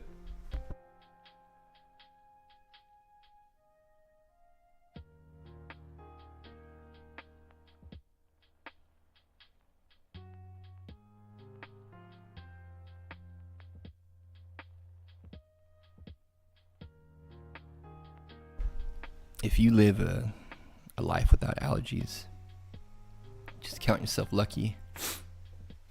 You're blessed. You don't know what it's like to have your body attacking itself for no reason other than you were just born less than. How does that feel? That's the burden we carry. Born less than. Born broken. Literally, our internal wiring is broken. How does that sit? You feel my pain now? You feel it? It's horrible. But I could accept that if it wasn't. It's just the congestion, honestly, that if only I could just pay to able-bodied people to just constantly stretch my face like this. And then I can breathe. But alas. What I need to go get a neti pot. Oh yeah, brother, that's a good idea. I'm gonna go do that. Those always come in and do some good work. Yeah, I don't know why, but for some reason around here, like even when I wipe my nose, it's crazy. I mean, it's kind of gross, but it's not super gross. I'll just say this. I am noticing a lot of pollen getting into my airways. That's all I'm saying. It's like heavy around here. So I think like 2 blocks away there's a park and they have those, those big. I don't think it's a weeping willow tree, but it looks like it kind of. But it has these. They're kind of like, they're white flowers, but they have this super. It's like a darkish yellow, very powdery kind of pollen, and it's everywhere. And that's like, it's all up in my nose. So I know where it's coming from, or I know what's setting me off. I just, hang on, I can't do nothing about it, brother. Can't run fast enough to get away from the wind, you know what I'm saying? But it's everywhere, yeah. It just needs to rain. All right, so in this chapter, oh yeah, that alone is not a compelling reason to have both structs and classes in the language. Especially since the final, especially since the final keyword can be used to prevent a class from being subclassed. Especially since the final keyword can be used to prevent a subclass from being, can be used to prevent a used to prevent a class from being subclass. Oh, I see. Cool. The underlying difference between structs and classes is a bit more subtle, but it has crucial implications for how they are used. Here's a sneak peek at a feature of structs and classes that you will explore in much greater depth later in this book. When you have a struct or enum variable, all the memory the instance needs to store its content is inside that variable. When you have a struct or enum variable, all the memory the instance needs to store its content is inside that variable.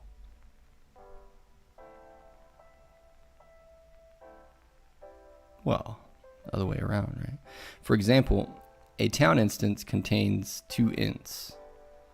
Each int is 64 bits, 8 bytes in size, so a variable that contains a town takes up at least 16 bytes of memory.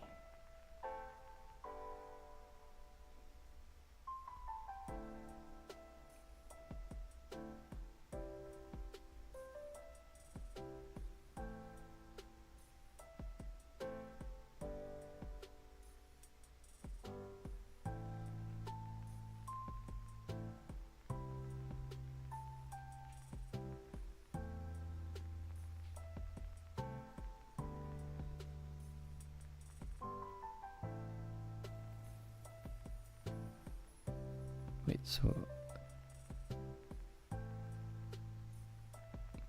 Oh, yeah, okay.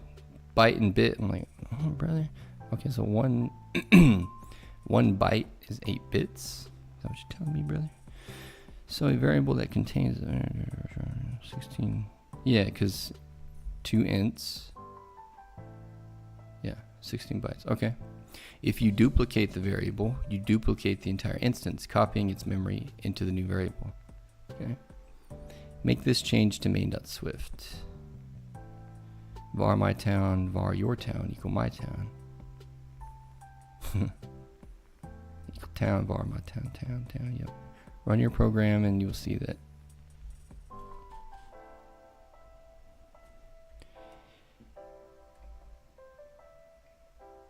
And you'll see that the change to my town's population does not affect your town.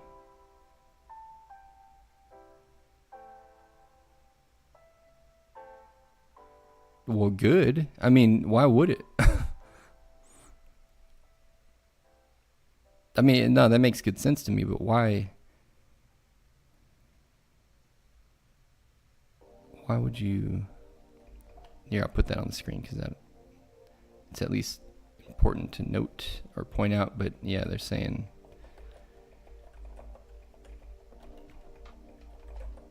I guess and that's the thing, some of this stuff from just a pure logic perspective might seem overly obvious, but there were some funky things they had to do back in the day just because of the landscape of computing that kind of carried forward, but now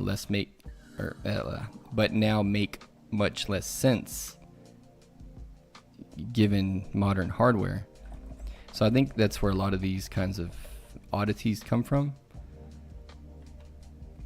My town dot change population by 500. And my town has escape character, string interpolation, my town dot pop. And your town has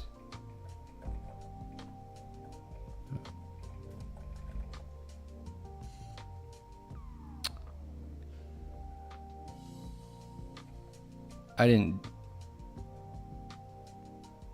do whatever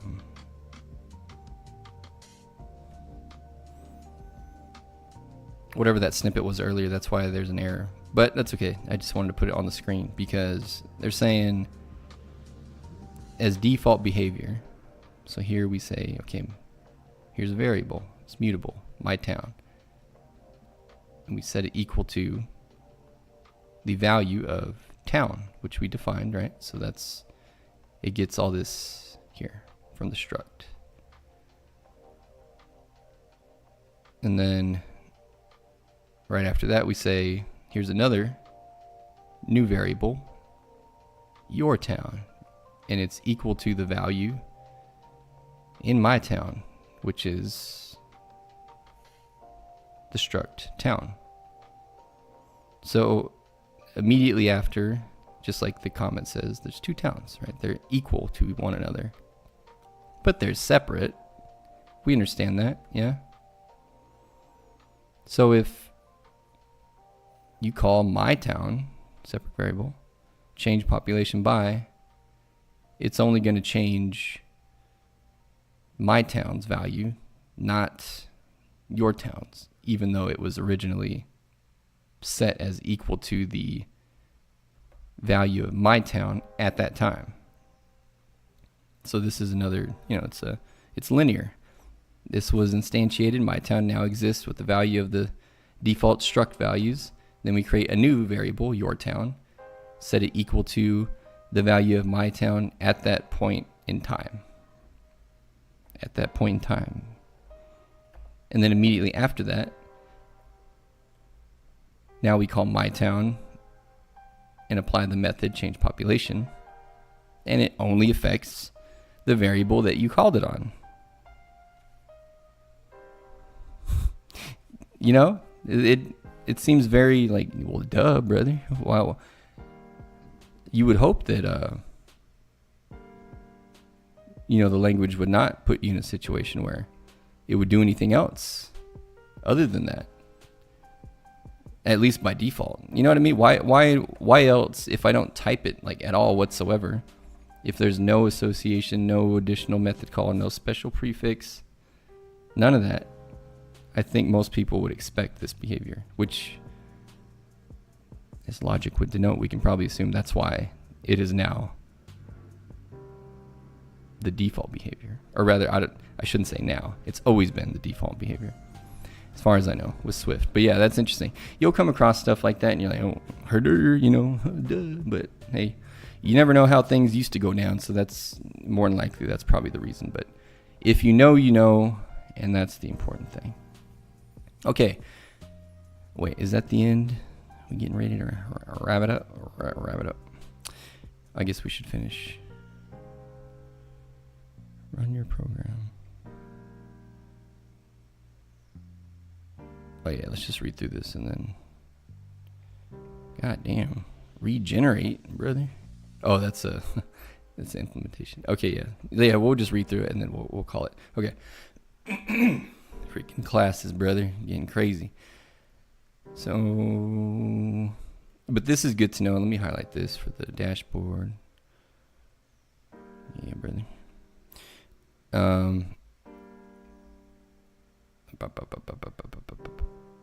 Wish I actually know the value in there. Memory, yeah.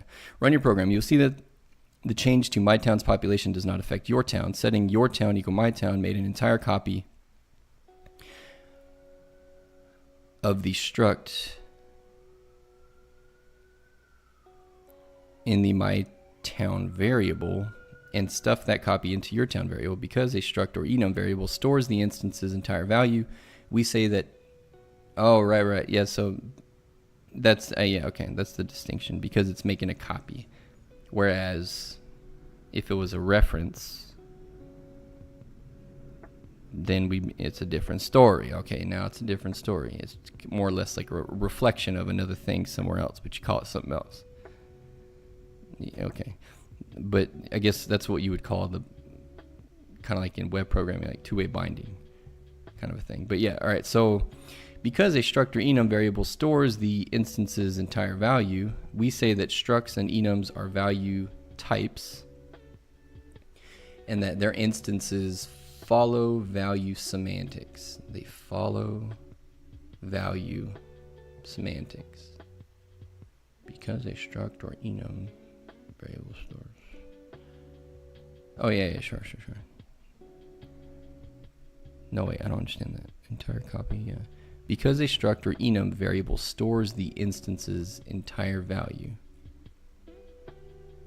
we say that structs and enums are value types. Okay. They are value types, and that their instances follow value semantics. Sounds like a highlight one. Oh yeah.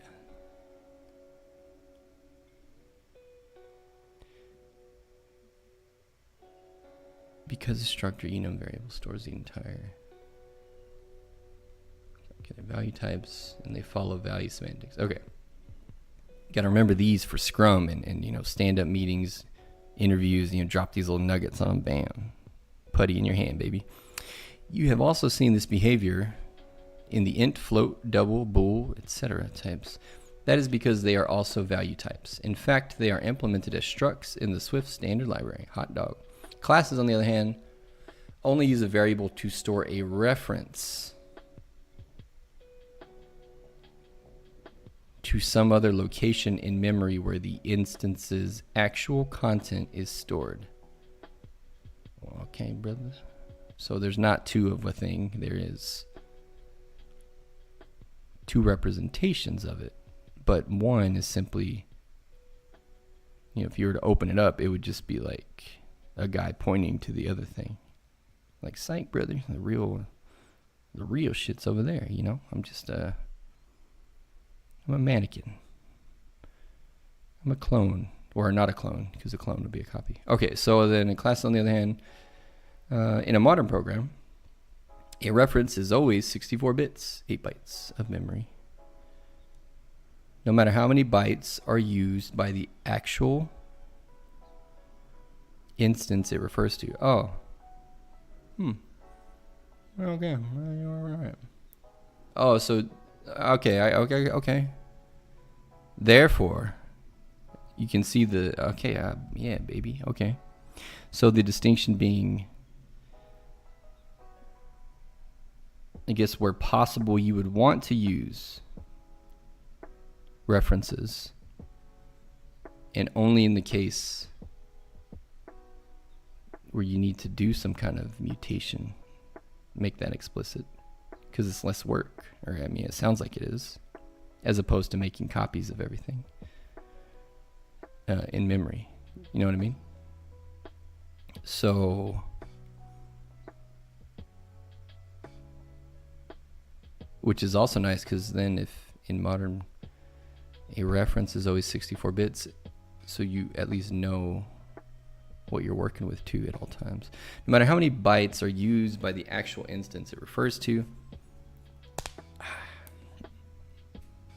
Oh, so it can be more than 64 if, oh, well, duh, yeah, that makes sense. That's interesting. So then you can say references are much more performant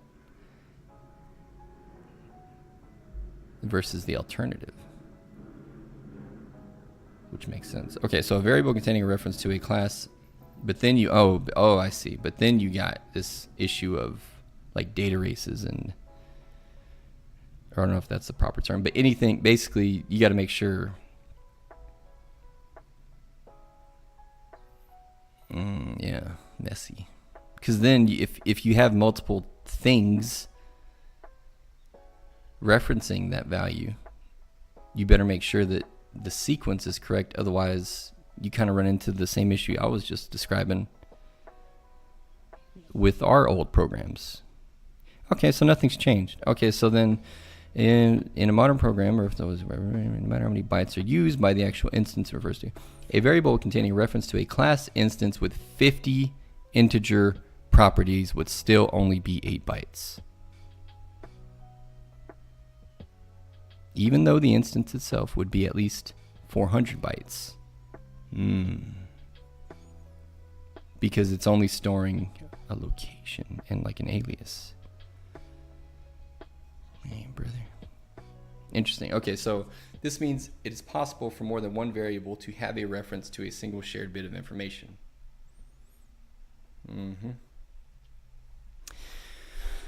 A class variable does not store all the bytes that make up the instance of the class, like a struct variable does.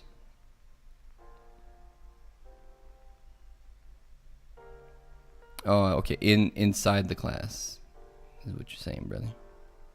Reference semantics. Var, dar, still only one zombie.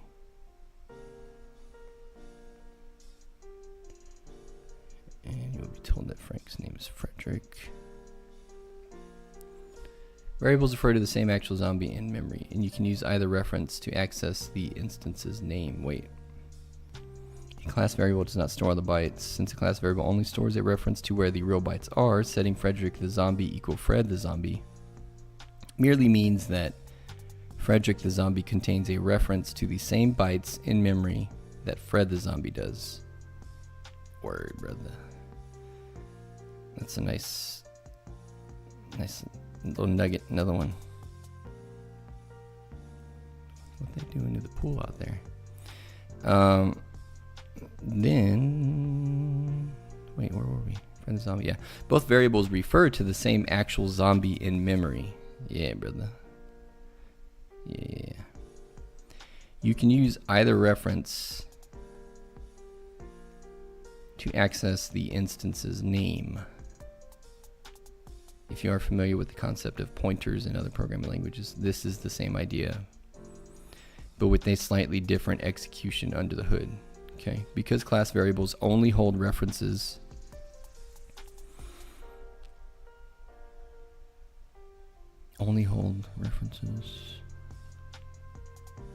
to bytes that are stored elsewhere, we say that classes are reference types and that their instances follow reference semantics when we use them.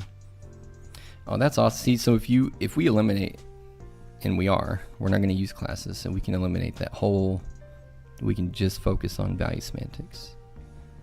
Hot bibbity. Okay, cool. For the more curious type methods, let's start it here tomorrow. Guys, thank you for watching. For those of you that stuck around, appreciate it so much, and can't even begin to tell you. No, I'm playing. I don't even know what I'm saying. No, but thanks for watching. Make sure you follow. If you want to do this again with me tomorrow, and hopefully tomorrow my my adenoids are a bit less inflamed. But yeah, we'll be back on. When did I start it? I started a little afternoon. I need to quit saying 11, although sometimes it is 11. I don't know what to tell you, brother. 11 a.m. CST ish. Okay, Central Time. 11 a.m. Central Time. Got it? Let's make sure you drop a follow. And if you are a gamer, or if you just like looking at me, hanging out with me, hearing these knowledge bombs, blah, make sure you follow. If you're on X, it's on the same account. I'm streaming Halo as well every night. I'm on day 48 today, or tonight is day 48 of 100 days of ranked Halo, Road to Onyx, and I'm currently Platinum 6, so we're definitely gonna fucking get there, but there's a lot of oily nerds that are trying to stop me, but we're still getting in this work. My skill's coming back too, so now is a good time. I initially, like on day 10, I couldn't promise a whole lot of entertainment, but now I'm clapping cheeks, brother. So at least I'm putting up a fight. There's a lot of cursing, a lot of sweat, blood, and tears. So make sure you check that out too. Otherwise, be good to one another. Be good to yourself. Okay, I want you when you get off this stream, you stop watching, or if you're watching this video, I want you to go and take some time for yourself. And I'm winking at the camera, you can't see it, but I think you know what I'm saying. A little self-love never hurt anybody. Unless you do it in public. But don't do that. Just, it's about you. Go somewhere private and love thyself. We'll see you tomorrow.